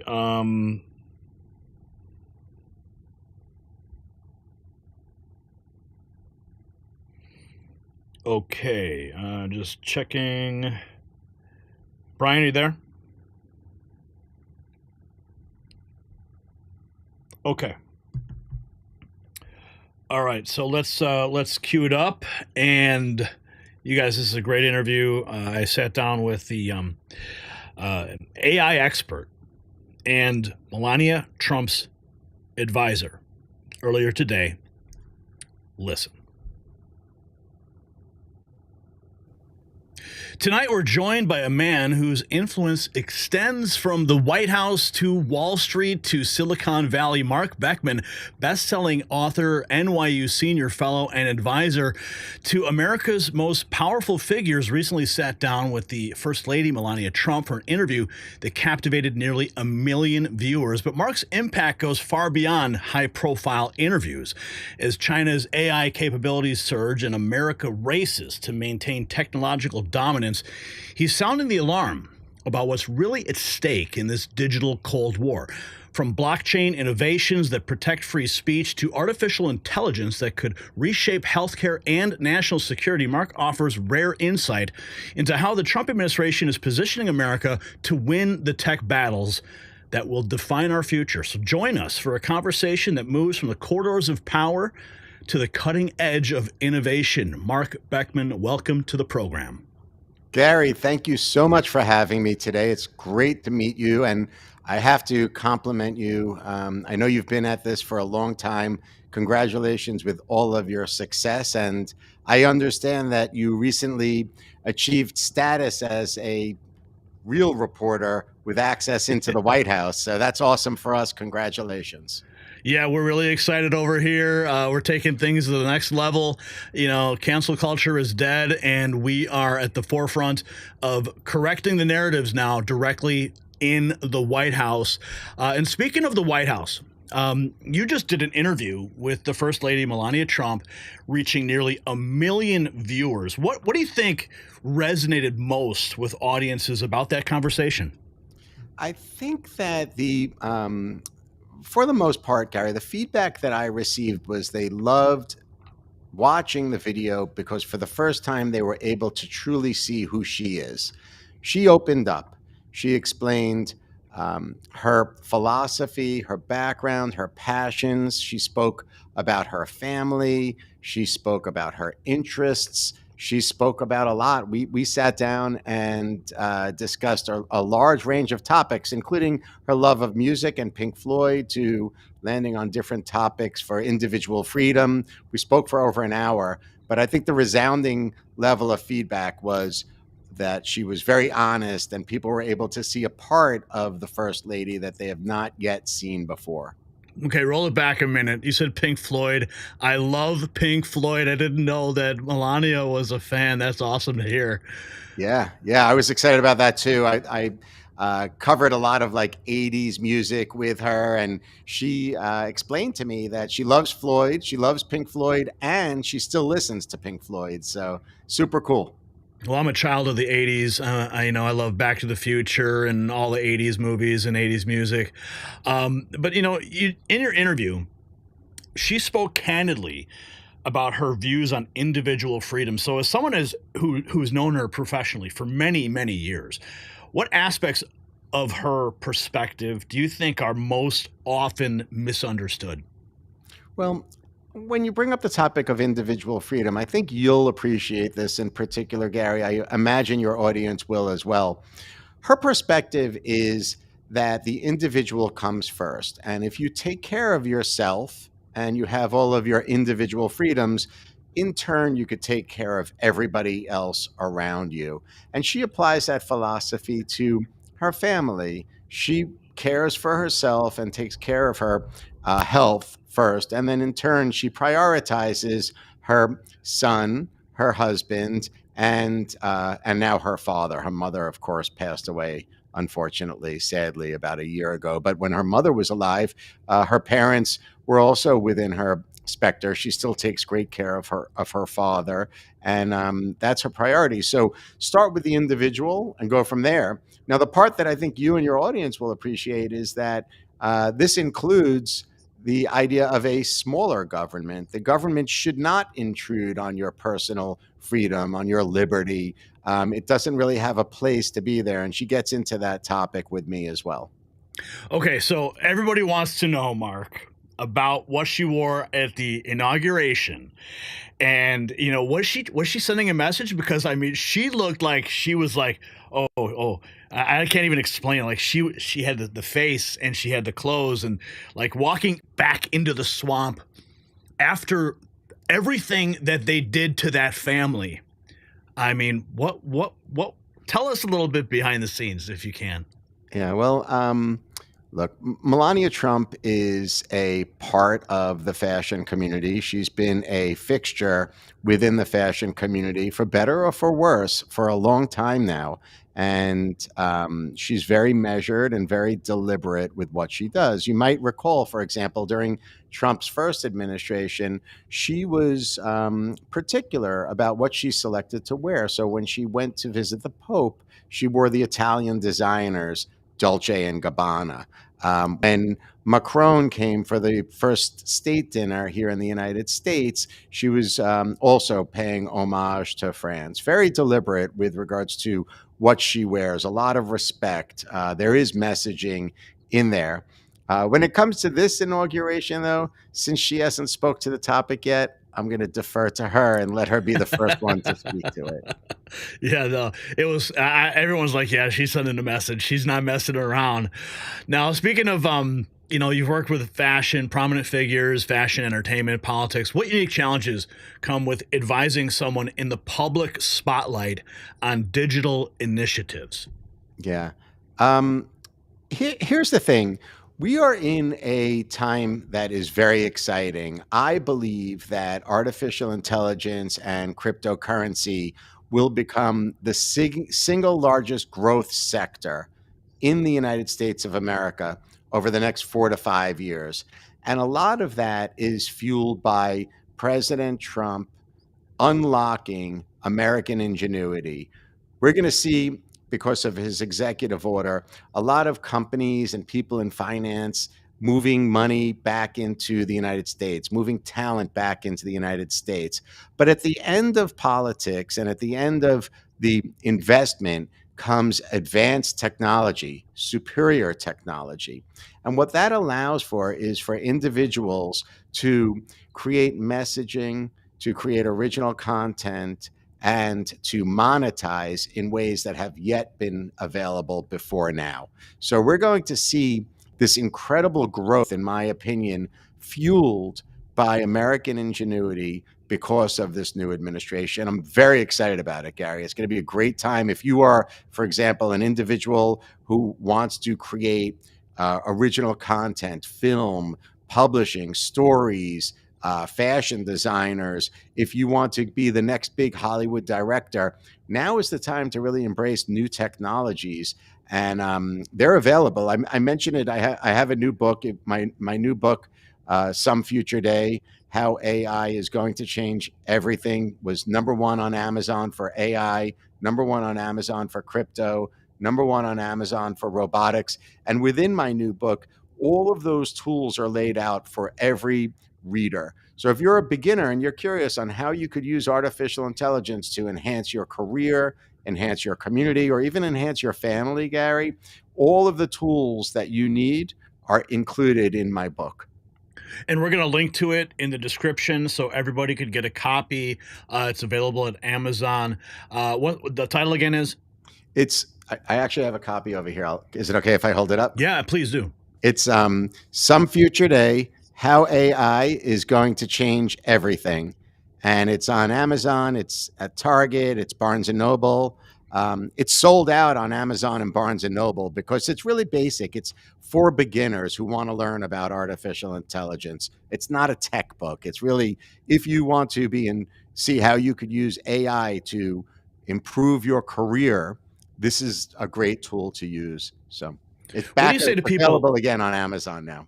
What do you say to people who, because I know a lot of our viewers have concerns about AI. They believe that it's going to take over the world and, have singularity. And what do you say to people who have those types of fears of even using these tools? Yeah, I'm a tech optimist. I have been always in the camp of accelerate. So they didn't. Go ahead. I've always been in the camp of accelerate. My feeling is that if we leverage artificial intelligence to innovate, all of humankind, all of society, all of America will benefit. How will we benefit? We'll benefit by creating new financial value. Sorry, I'm trying to queue up. I'm trying to queue up one of your videos on X here. Didn't mean to interrupt you. Go ahead. That's okay. We'll be able to unlock new financial value, as well as raising everything within society. Think in terms of better healthcare, more affordable healthcare, better access to food, food security, these types of things. So artificial intelligence is really going to play a role in all of that. Think about your world, Gary. I got to meet you a little bit, right? The fact that you could rely on artificial intelligence now to remove some of the monotonous tasks that you hate, that I hate, the fact that you can use artificial intelligence to compete with perhaps the bigger corporate news agencies where they're hiring 20 people to do a job now that AI could provide for you. Yeah. It does a lot. It gives you a commercial advantage, but it also gives you more time that you could spend with your family, with your loved ones. It allows for you to use your creativity, perhaps to stand up a new business venture versus doing all of those monotonous tasks that most of us just don't love. Yeah, I find it to be a revolutionizing tool, from a creator's space, simply because it can expound upon ideas. It could, draft outlines. It can, even structure, travel itineraries that I've had to do, or even, structure, if I've got to go to Washington and I'm going to be there for 4 days, how can I optimize my time? At the White House in between my show and all these things. So, there's really amazing tools that I have found, from a personal perspective, a professional perspective. And I think that, by people reading your book, a lot of those fears are going to go away. I agree. Go ahead.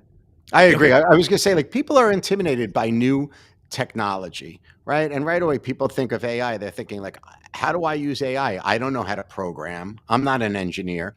But people should understand in your audience, it's as simple as using plain English. So you are really using artificial intelligence as a tool.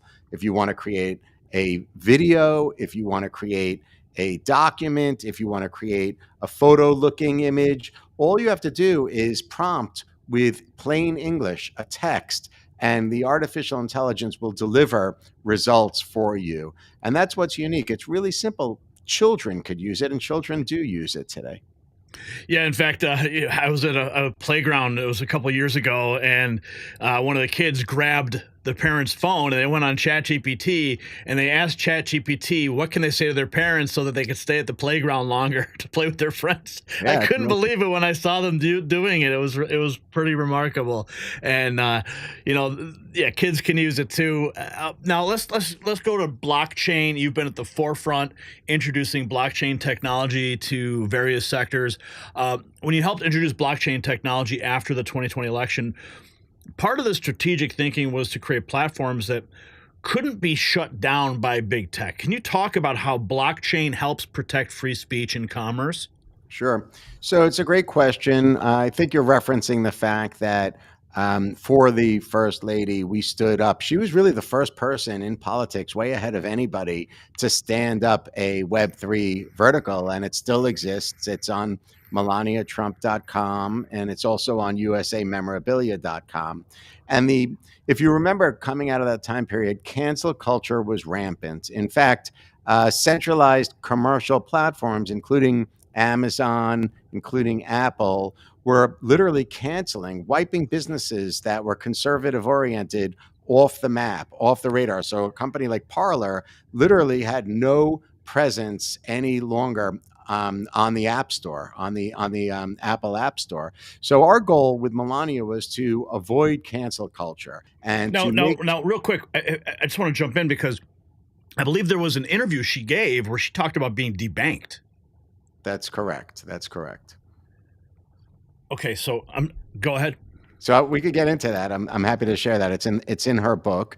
But on the the tech side, as it relates to Web3, the idea was really to ensure direct nexus from the former First Lady at the time, the current First Lady, to her fan base. And we were able to do that by taking big companies, big tech companies like Amazon and Apple out of the equation. So with Web3 technology, with blockchain, with NFTs, it gave us the ability to stand up a direct communication that would effectively protect her from any type of cancellation or anything of that nature. Wow, that's remarkable. And of course, there's talk of putting the Treasury on the blockchain, all these types of things. What potential do you see in blockchain beyond cryptocurrency that could actually benefit American society? Yeah, I think that it's an amazing technology. I'm in favor of it in a major way. I think all brands can start to use and should start to use Web3. We saw when President Trump came out of office, at that point in time, crypto and Web3, blockchain, NFTs, they were really, really explosive. And then Biden put so much regulation into the category that it slowed everything down. It pushed investment overseas. It moved our talent base overseas too. It's such a disgrace what he did to that sector. But the technology is superior, and it's superior in a lot of different ways. So, for example, brands will now be able to stand up consumer customization. People will be able to hold on to their own currency. They don't have to worry about you mentioned the idea of being debanked, right? Individuals don't have to worry about that if they're holding on to their own currency. They could save money on transactions because no longer do we have to have a middle entity like a bank handling all of the transactions, and they could happen in real time. When something is embedded on the blockchain, it's done so in a way that is permanent, it's immutable, and you could move around with it. So it's going to change, I think, philosophically. We're going to see people change as well because it gives individuals a different type of freedom, a different type of liberty. There's no censorship. There's no debanking. You're in control of your ID. You're in control of your wallet. You're in control of your privacy. So think in terms of, why do homeowners have to share so much information publicly if they're purchasing a home? If you and I wanted to have a transaction, we could do so privately. We could move the documentation of ownership for that house between each other on a blockchain protocol to protect ourselves in ways that haven't been done before. We could even show proof of solvency now by looking at a digital wallet, but we don't need to know who owns that digital wallet. The idea of privacy stands up in a much bigger way. So I think you're going to see benefits from crypto. People don't understand it yet. I understand that. My first book and my current book break that down a little bit, but it's going to be really beneficial to the entire community. I want to dig deeper into your book, but I want to get your thoughts real quick on XRP. I'm rather bullish on it. I hold some of my own. Good. What are your thoughts on that? So I don't take this as investment advice at all. But I would say, like, as a blanket statement, XRP is definitely one of the better cryptocurrencies today from a technological perspective. I like the entire category. If you look at the various types of cryptocurrency, for me, XRP is one of the leads. I also like, I think Bitcoin is going to be digital gold. ETH I love because it has the most builders, the biggest community. With Melania Trump, we've been using Solana the entire time for a lot of reasons. I think Sol is very valuable. A lot of great builders in Solana's ecosystem.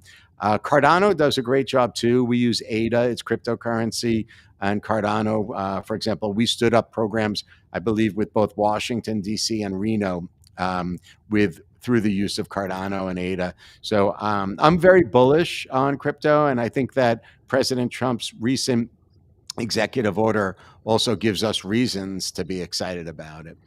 Now, you dropped a lot of different crypto names here, and I think that kind of gets people confused. They don't understand what's the difference between these cryptos. And I don't want to get too deep in the weeds on this, but if you could just kind of break it down for our viewers, layman's terms, like what are these different cryptos and why are there so many different types? Yeah. So it's, honestly, it's going to become irrelevant. We're going to see Web3 and crypto working as like an underpinning engine for all of technology in the future. It's coming. But what happens is basically there is imagine like a block, like a ledger, like a financial ledger that is basically analogous to a blockchain protocol. And within each ledger, within each blockchain protocol, there's a corresponding cryptocurrency. So for example, when I mention Ethereum, the blockchain protocol, it carries the cryptocurrency ETH with it. Now, people will build within the Ethereum ecosystem different things. So what do they build? They could build digital assets, digital artwork. They could create entire platforms. Like Nike was using the sneaker brand, or I guess the athleisure brand also was using Ethereum, or a second layer of Ethereum, on a lot of its crypto or digital asset verticals. People can use these ecosystems for all different purposes right now, whether crypto is connected to it or not. And like, for example, our agency, when I referenced Washington, D.C., we used cryptocurrency, or the cryptocurrency ecosystem, to provide individuals with unique access and experiences throughout the city. So it depends on what the builders want. Essentially, think of it like right now you have a situation in Web 2 where companies like Amazon and Apple and Google are taking your personal ID and your personal data. And they're using that to monetize, to make money off of it for various reasons. Well, now with the advent of Web3, blockchain technology, and crypto, you could hold on to your personal data. You don't have to give it to a centralized entity. They don't have the ability to sell it anymore. You could own it. You could hold on to it. If you want to sell it, you can sell it, but it protects your privacy. So it's interesting, people, Gary, are like, they're afraid of the government. They don't want the government to intrude too much, but we give so much access to these major tech companies. And what Web3 does is it takes control back to the individual. It allows for us to maintain our privacy and to monetize our ID and our habits, really, the way that we want to. Does that make sense? No. Oh, sure. Absolutely. I get it. You can build all these different, utilitarian features on the backbone of these cryptocurrencies and the blockchain. And it's all transparent. It's transparent, but it still maintains privacy, which is remarkable. Now, your book, Some Future Day, How AI is going to Change Everything, you mentioned, has become a bestseller in multiple categories. What inspired you to write the book, and what is the central message that you wanted to convey? So like I said earlier, I'm a big tech optimist. And what I find is that artificial intelligence, I believe, is going to fundamentally change the way society functions for the better soon, Gary. I think within 3 to 5 years, we'll see a fundamental change. And it's going to permeate every aspect of society, from the creative industries to finance, from medicine to government, all the way through war. My book, actually, my favorite chapter in the book, shows the evolution of warfare. I look at it like a post-nuclear time period where artificial intelligence, for example, fueling drones, drone swarms, pilotless fighter jets, and beyond, are going to be activated. It's already there. The technology is already there.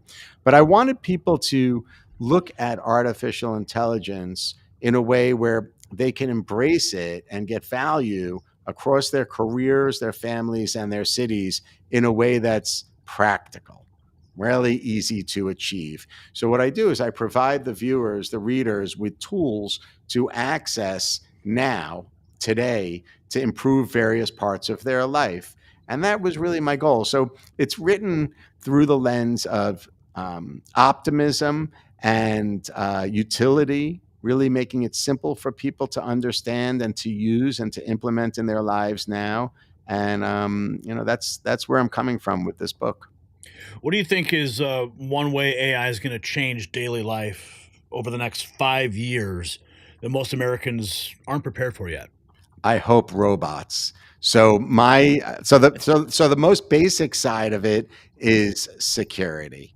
We'll definitely start to see AI fueled robots in homes, in offices, in big venues, and that will be for security purposes, right? You can imagine robots surrounding the perimeter of real estate, flying above stadiums. We're going to see that for sure. There's no doubt about that. But here's the thing. I think you're pulling it up now. Robots are going to be important. And I think we're already seeing Elon Musk over at Tesla building out an entire robot vertical. What's going to happen, as you know, Gary, like the way things work in our society is through capitalism.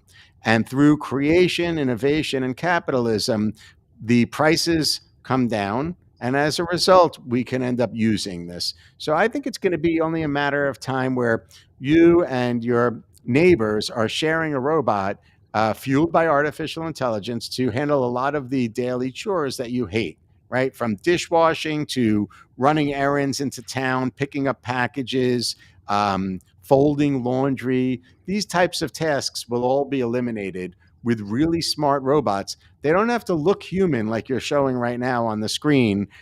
They might take on different forms and have different features, but the truth is that the utility part of them is going to be great. And the reason I'm suggesting that communities will be sharing robots from the outset is because that's going to help drive price down. So right now, if you want to get a robot, it's expensive, right? To have a robot in your home is expensive, but to have one robot perhaps shared amongst 5 families in your community will become a lot more affordable. And that one robot will probably be able to get all of the tasks done over the course of the day. So robots are on the way. I love what Elon's doing with those robots. I would love to have one. Actually, I'm a product of the 80s. Watching Star Wars and R2-D2 and C-3PO, I've always wanted to have something like that. And in fact, I actually own a Timmy robot that is programmed to patrol my home, and I can go into it with my phone, and I can tell it to go places, and I can check on the kids if I'm not there. It's really remarkable. But that's a very rudimentary little robot. It's basically like an Amazon Alexa on wheels. So like I'm already there. I love it, and I'm ready for it. I hope people will accept it with. Of course, you're going to have some trepidation and you're going to be concerned, but I think that your book's going to help people overcome some of those things. I want to talk about your appearance on Fox discussing DeepSeek's challenge to American AI dominance. People are very concerned. We're in an AI arms race. How concerned should Americans be about Chinese companies collecting their data? What does this competition mean for our future? Yeah, Americans should be very concerned, Gary. Your viewers, your audience should be very concerned. We are in a legitimate AI war. And at the heart of it is individual freedom, liberty. And there's no doubt about it. The two leaders are America and China. And what's interesting is you mentioned DeepSeek. Before DeepSeek came out and launched their product, which was, maybe a month ago or so, not even, I would have told you that America was ahead with regards to technological advancements by about 2 years ahead of China. Now I'll tell you, we're pretty much neck and neck. We're even. And the problem that your viewers should understand as it relates to this AI war, there are a multitude of problems, but some basic ideas that your viewers could hold on to include privacy concerns, as well as the truth.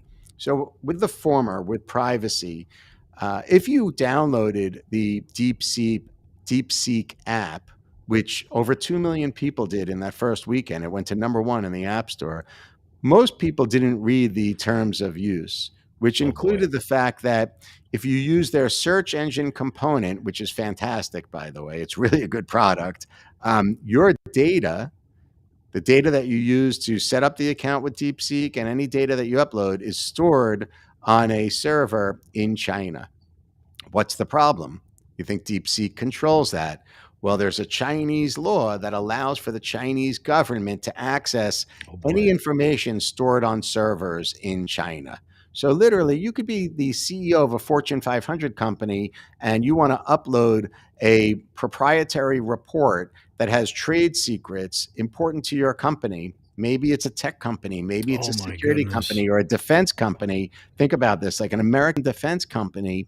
If they don't understand that the terms of service include the fact that that uploaded information can then be accessed by the Chinese government, you're in trouble.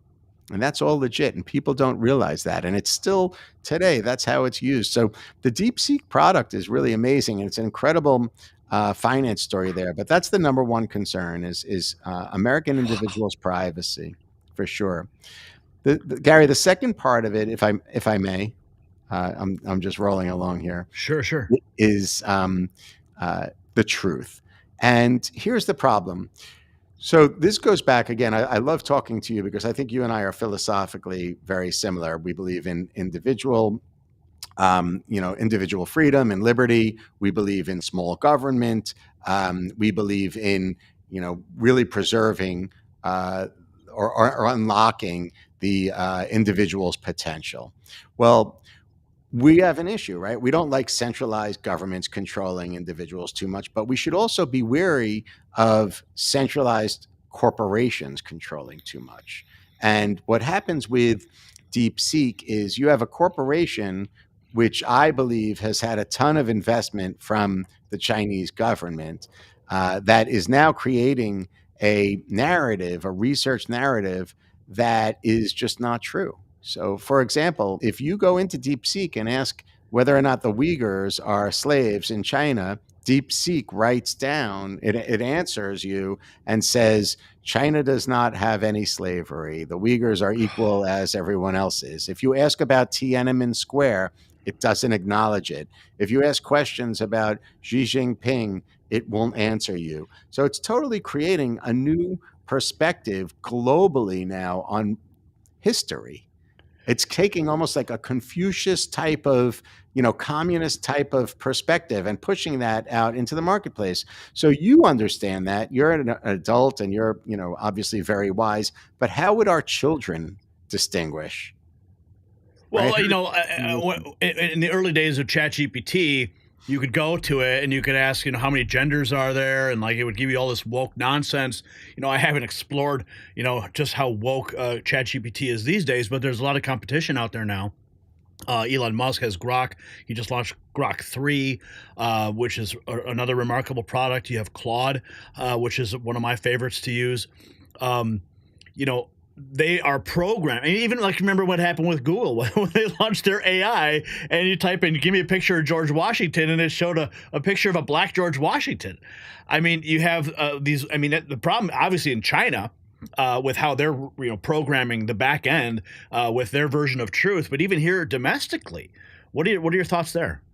I'm concerned about that too. I would like to see, if it's possible, some sort of an artificial intelligence that is representative of all people.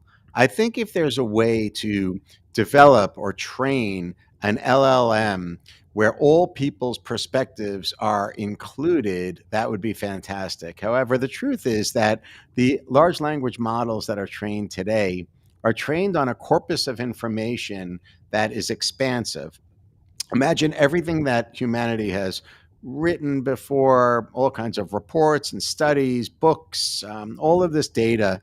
Mr. Beast isn't included in training the LLMs, but there's a ton of data that trains the LLMs. The problem is that it still excludes a lot of different perspective. Think in terms of mid-century. If you look at all the Nobel Prize winners, most of them are just white men. And during that time period, it was just well known that women couldn't create those reports. Women couldn't participate in science. They weren't professors at academia. So there's a big empty part of the corpus that's missing perspective. I think we could catch up, right? I think we should catch up and get everybody's perspective, women, people of color, et cetera. But we should try to get everyone's perspective to create more of a decentralized perspective of the world versus a perspective of the world that's controlled by corporations or by the government. Okay, now speaking of government, and you mentioned China and their servers, we have the perplexity proposal to have the U.S. government own up to 50% of TikTok. It's a fascinating idea. As someone who studies these issues, would government ownership of tech platforms solve these national security concerns that people have, or just create new problems?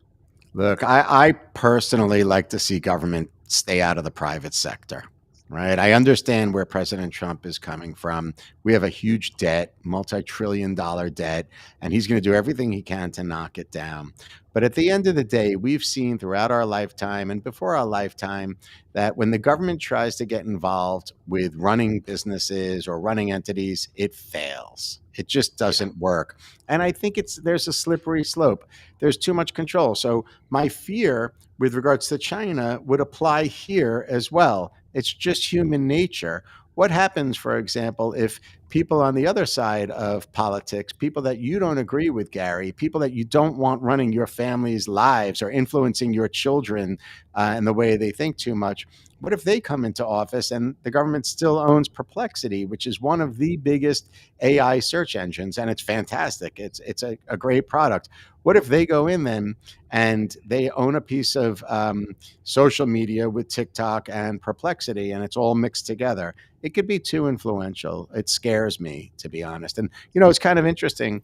China used the same playbook, in my opinion, for TikTok. That's why we're in the situation we are today.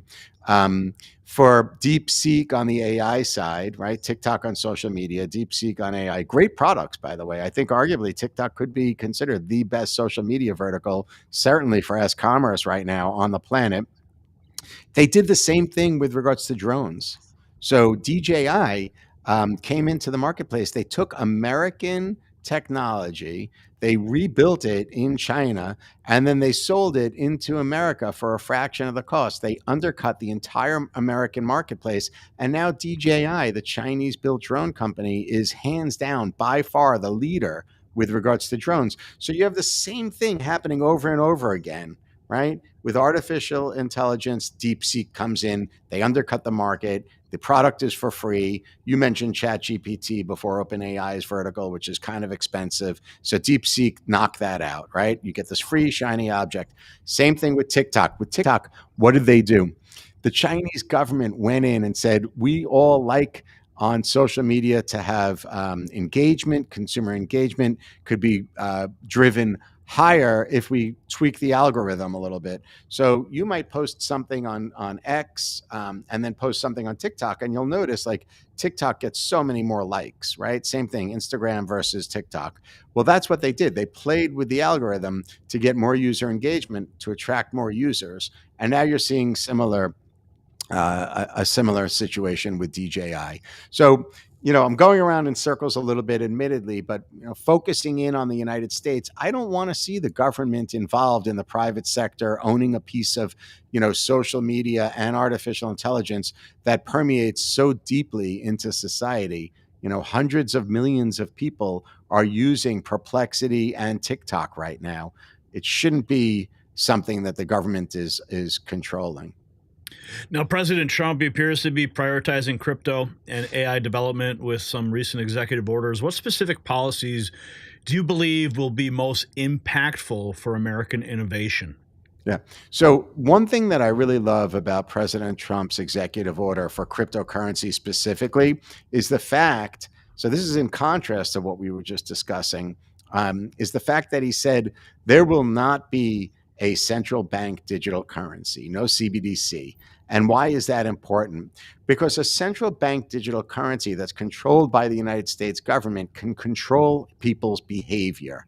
That's problematic. So imagine like during the last administration, they were trying to encourage people to use electric vehicles.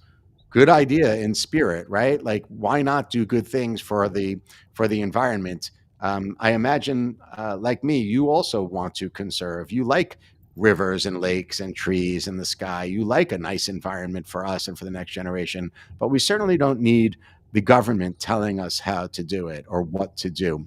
Well, with a central bank digital currency, you can have a certain type of behavior instituted that the government wants. So imagine if like you're forced to drive an electric vehicle, but you're only allowed to charge so many times a day. By controlling the currency, the cryptocurrency, through a central bank digital currency, they could actually turn off the allotment. They could ration the amount of electricity that you could use to power your car. The battery power, for example, could be limited. And that could apply to different things. Perhaps one day in the future, it applies to accessing water or accessing food or different types of transactions that the government wants to use to control your behavior or massive amounts of consumer behavior. So I was really excited to see in President Trump's executive order, I was surprised actually, but I was excited to see him expressly state that the United States will not have a central bank digital currency. I was really concerned during the pandemic, as were so many millions of Americans. You know, you bring up the electric car thing, and you bring up the CBDC, and you know, during the pandemic, everyone's like, "Oh, look at this! You know, if you don't show your passport, your Vax passport, then you can't go shopping." And if they were to tie all those things together, and then with the rollout of the electric cars, and you got to have an electric vehicle by this date, and they're not going to be manufacturing them anymore, like we have seen how even Tesla can shut off cars remotely anywhere in the world if they want to. So you could restrict movement through the electric cars, and then you can restrict commerce through the digital currencies. And if you don't comply, I mean, it's an absolute nightmare to consider. So this is welcome news. Gary, we were happy to do so too, right? Remember, like during COVID, it was like here in New York City, everybody was happy to show their vaccination card to go have a hamburger. It was the craziest thing. Everybody in New York City was happy to do that, right? So, you know, I don't know if that was groupthink or, you know, just total insanity, but, you know, there is a slippery slope. It's just a few years ago, and it's scary being a New Yorker to see, you know, you could live in a town where people would frown upon you if you aren't wearing a mask. Right. Oh, yeah. No, I got a million stories about that for sure. In fact, we left Chicago to go down to the free state of Florida during the pandemic for 3 months. That's another story. But let's talk about these executive orders. You recently stated we can't exist on executive orders alone regarding AI and crypto regulation. So what specific legislation do you believe is needed to foster innovation and to protect the public? Yeah, I'm so happy that you raised that topic. I'm sure you agree that this concept applies to most of the executive orders that President Trump is using right now. But, you know, in my opinion, as I stated earlier, we have such a tremendous opportunity for growth through the emerging technologies of AI and cryptocurrency. And what we want to do is lock these benefits in as a society. So it's time for Congress to step up and institute laws. Just like I said, it's encouraging for President Trump to say that there will not be a central bank digital currency. Let's put that into law. Let our lawmakers go now and implement that. It's a really basic concept. We live in America, the land of the free. Let's make sure that the government cannot control us through crypto digital assets and through crypto technology. I think it's time for us to get there. And I'd like to see legislation start moving quickly. I mean, the executive branch of our government is going 1,000,000 miles per hour, and I think it's going to be tough for Congress to catch up. They got to start moving. Now, you mentioned that we're on the precipice of a golden age in the tech sector. What role will American companies and entrepreneurs play in ensuring that we can maintain technological leadership? I mean, China is right there. It was so encouraging to me to see the biggest tech leaders in our country standing in the rotunda as President Trump became president. Think about it. They had the CEOs and founders, Zuckerberg, Bezos, the list just goes on and on. They were all there in that room.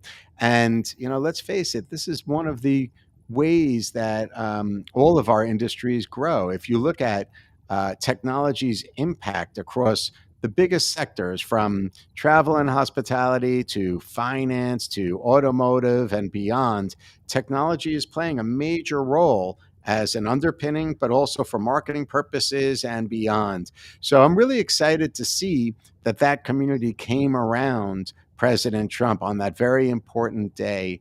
And I think that they're going to fuel this golden age. So I am bullish about AI and crypto, but it applies across the board to all of technology. I think personally, a lot of them are pretty scared because of what they did in the last 4 years to Donald Trump with the censorship and the canceling. They're like, we better start playing nice. We saw them all going down to Mar-a-Lago and having dinners. Elon Musk getting all the praise and accolades at Trump's side, and they're like, oh, we want a piece of that action too. Do you think that do you believe Zuckerberg though? Like I have problems believing like Zuckerberg was so hardcore, and now there he is at the inauguration. You think he's just following? It's all business, right, Gary? It's all business. It's all business. Yeah, Zuckerberg, he can ride his jet ski and wave his American flag and grow out his hair, and he can put on his chain, and he can look like he's some kind of hip libertarian type. But I'm not buying it at all. Now, not for a second. Wasn't he the guy that was setting up these ballot boxes just 4 years ago? Like how short our memory is, right? Yeah. I mean, how much money he dumped into that last election? Give me a break. I think they were just terrified personally, and they're like, okay, we better get on board and play ball. And we've seen a lot of the censorship rollbacks lately because we've got a new FCC chair who's really taken 230 to heart, and he's putting the screws to these social media companies. And with respect to the social media companies, you got Elon Musk. I want to get your thoughts real quick because we got a couple more questions to get into.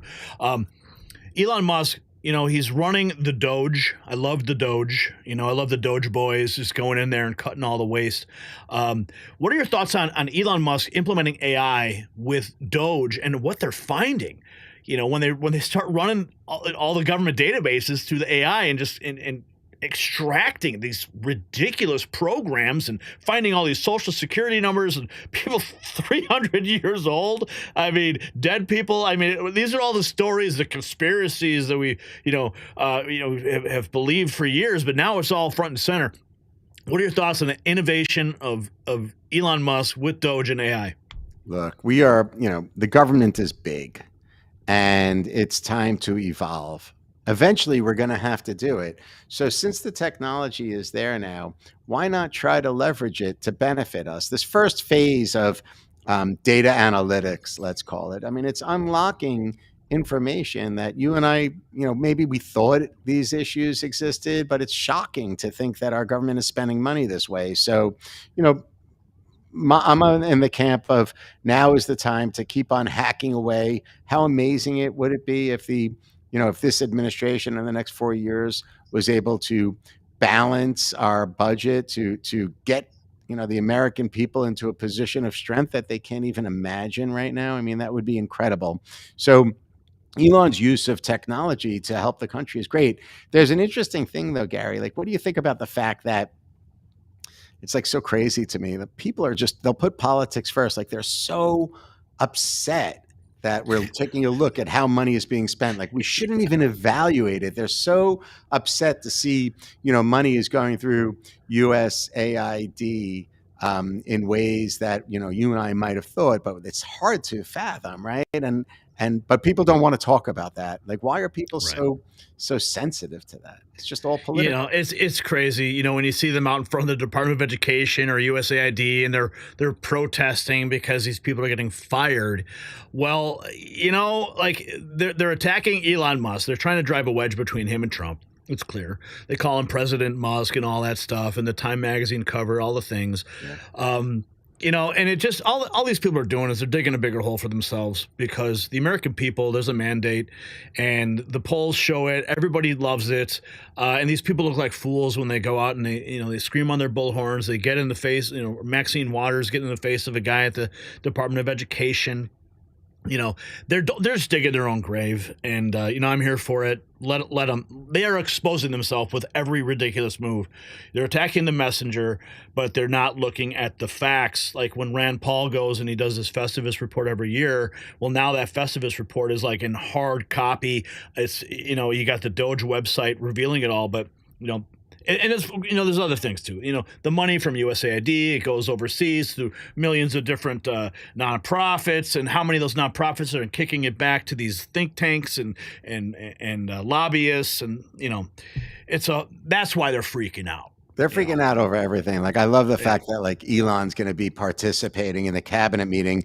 Makes total sense to me. Again, the technology is underlying every single one of those verticals in the cabinet, right? So he should be there talking about DOGE, but people don't want him in that meeting. Why? Yeah. Why? Yeah. What are they afraid of? Why? What are He's they afraid of? exposing it all. I love it. Right. I love it, man. I've got a SpaceX rocket on my desk here too, and I love it here. And so like, you want a guy on your too, team, like you hold that rocket, like think about it. We talk about robotics and AI, like that guy is able to eliminate waste by essentially catching, like he could grab that rocket and bring it back down and use it again, right? That's what he figured out how to do. Don't you want that guy on your team? They loved him when it was just Tesla and EVs and saving the environment. They loved him, remember, just a minute ago. But the second he said, like, oh, I feel like my political party has left me a little bit, like it's left me, they don't like him anymore. It's all politics. Yeah, same thing with Trump. He was the media darling. They loved him. Oprah fawning over him. Hollywood, The Apprentice. And the minute he went down that escalator, of course, the story of what happened before when they were in the elevator going down, and Donald Trump said to his family, he's like, now we're going to find out who our real friends are. And it's the same thing with Elon, watching his progress. It's just crazy watching him move from, hosting a DeSantis X space and then shifting slowly into the Trump camp. And then all of a sudden he's campaigning for Trump, and now he's heading up DOGE. I mean, it's a beautiful thing. But I do want to talk about energy, because AI eats energy. So with this development requiring massive energy resources, how should the administration balance these concerns with the need to win the AI race against China? Because Biden they gutted the energy sector, and now Trump's got to rebuild it, and we got the AI arms race right here. Well, I think that's a really good question. It's very fair. I think when you look at artificial intelligence, or at least the way I describe the ecosystem for your viewers, there are really three components to the ecosystem. There's the energy piece of it, as you've highlighted. There's the algorithm, as we mentioned before, as it relates to like DeepSeek search and open source licensing and this type of piece of it. And then, of course, there's the hardware component as well. Think in terms of like NVIDIA, the super chips, the hardware that's needed in order to pass all of this information through the technology. As far as the energy issue goes, I think you need to look at it a little bit differently. Everything is not binary, Gary. We can't look at everything as, if we get this, we have this benefit, but we lose this. There's a much bigger issue at hand here, and it goes back to part of our earlier conversation, China. Right? So China, if you look at what they're doing from an energy perspective, they're not playing around anymore. They're going in and creating, it's my understanding, one coal mine on a daily basis, right? But yet we're, as a country, we're like slowing down the use of coal mines. Same thing with regards to nuclear. We're pulling back on nuclear, or we just came off a period where we're pulling back on nuclear, whereas other westernized, quote unquote, countries are too. Like I believe France pulled back on nuclear, but yet other nations in the Middle East, for example, are standing up tons of fossil fuels and fossil fuel usage. We're waving the flag for the past 4 years for renewable energy, which I like renewables, but the truth is that they're not as practical in this day and age as what is required from our society.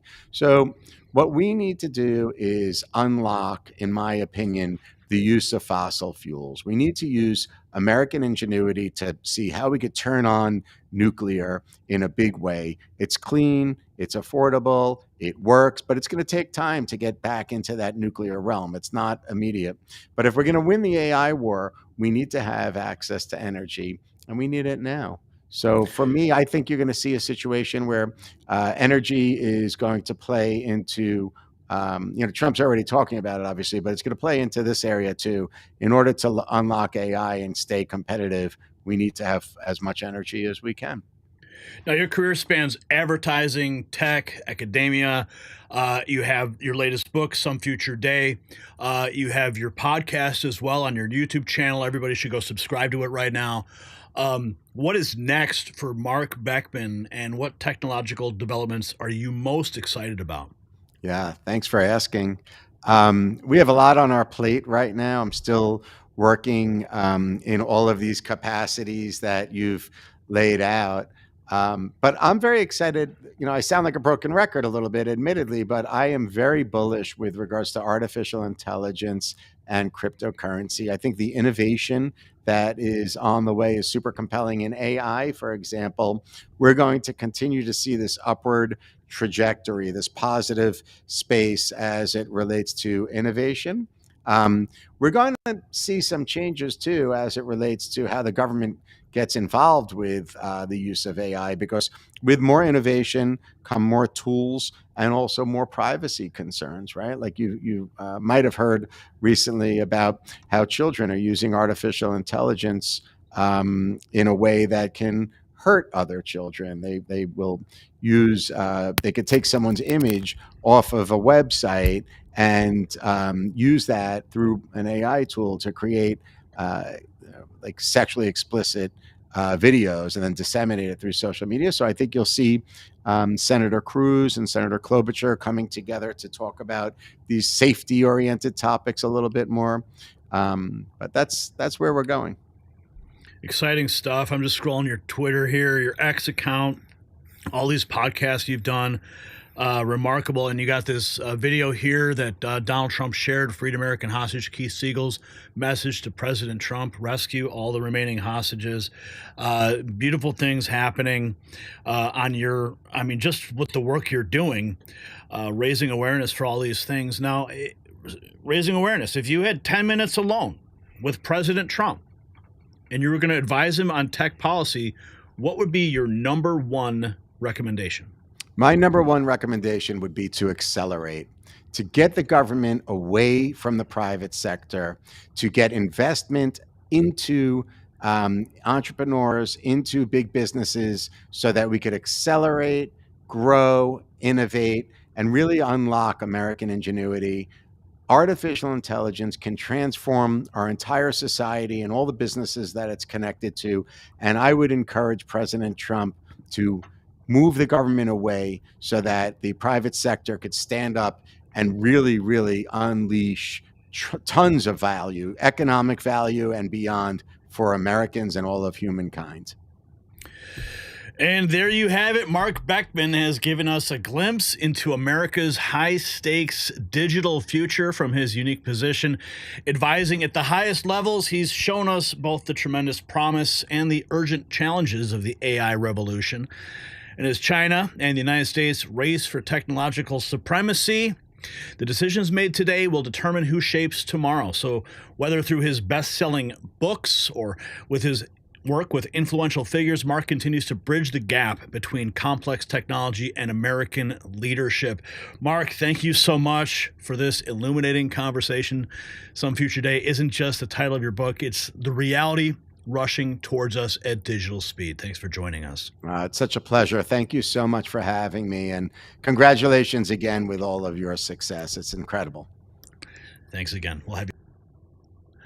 So the AI arms race represents the most consequential technological competition in human history, as Beckman explained.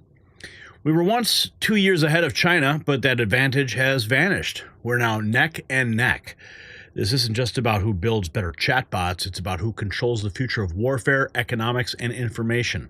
Chinese AI products like DeepSeek actively rewrite history, denying Tiananmen Square and the Uyghur persecution while refusing to answer questions about Xi Jinping. This digital propaganda machine is shaping global narratives while harvesting American data. And the most chilling question remains, if China gains AI supremacy, what happens to American freedom? In a world where information, defense systems, and critical infrastructure all depend on technology. Will we wake up before our digital Pearl Harbor, or will we be caught completely unprepared? Comment below. Wear your patriotism proudly with our MAGA Avengers gear in the next news shop. Get a hat, shop.nextnewsnetwork.com. It's linked below. All right, folks, that was my interview. That guy is wild. I mean, the stuff that he knows, the people he knows, the things he's connected to, it was an honor to interview him today. Let's check in with the chat real quick. Gary's out, says Ides of March. Stop business with China. Great Scott. Okay. Yes, it's a race against China. Success, Gary and Co. All right, folks. We don't have time to check in with the feed right now. We got to close it out. I got more work ahead of me. The show is not over. My work is never done. But what a night it's been, America. We've covered an immense amount of ground, and I want to thank all of you for joining us in this journey through what might be the most transformative period in American politics. We began by revealing how Trump's revolutionary cabinet meeting has completely rewritten the Washington playbook. Opening with prayer, featuring Elon Musk and delivering real results with a $1 billion plan to tackle egg prices and avian flu. This isn't politics as usual. It's a complete reset of how government functions. Then we explored Elon Musk's DOGE team and their ruthless efficiency in their strategy, asking federal employees one simple question: what have you done lately? The silence from hundreds of thousands of government workers speaks volumes about the waste we've tolerated for decades. When Trump says maybe they don't exist, he's hitting at the heart of bureaucratic bloat that has drained our treasury for generations. We witnessed a border transformation that's so dramatic even CBS News couldn't ignore it, reporting zero migrants in areas that were overrun just months ago. The April 2nd tariffs targeting the fentanyl crisis in sanctuary cities facing double enforcement. We're seeing results, not just rhetoric. The IRS Abolishment Plan is gaining unstoppable momentum when 86.3% of Americans support eliminating the tax agency, and Deputy Chief of Staff Dan Scavino openly calls for its ending. We're watching history unfold. The days of this oppressive agency are clearly numbered. CNN and MSNBC's ratings collapse reveals a deeper truth about institutional credibility.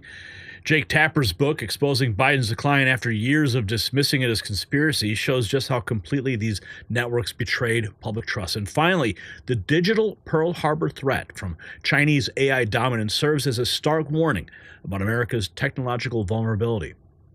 The race for AI supremacy isn't just about technology, it's about freedom itself. So I want to thank everyone who sent in Super Chats and Rumble Rants tonight. Your support means everything to us. We couldn't do this without you. $58.76 and 10 new members tonight. If you value independent journalism that brings you unfiltered truth, please consider supporting us through the donation links in the description below. Every dollar helps us continue fighting this battle for America's future. And don't forget to check out our exclusive merch at the link in the description, shop.nextnewsnetwork.com. Our limited edition Next News swag lets everyone know where you get your real news. This is the Raw Feed. We'll see you next time as we continue to expose the truth the mainstream media won't touch. Until then, stay vigilant, America.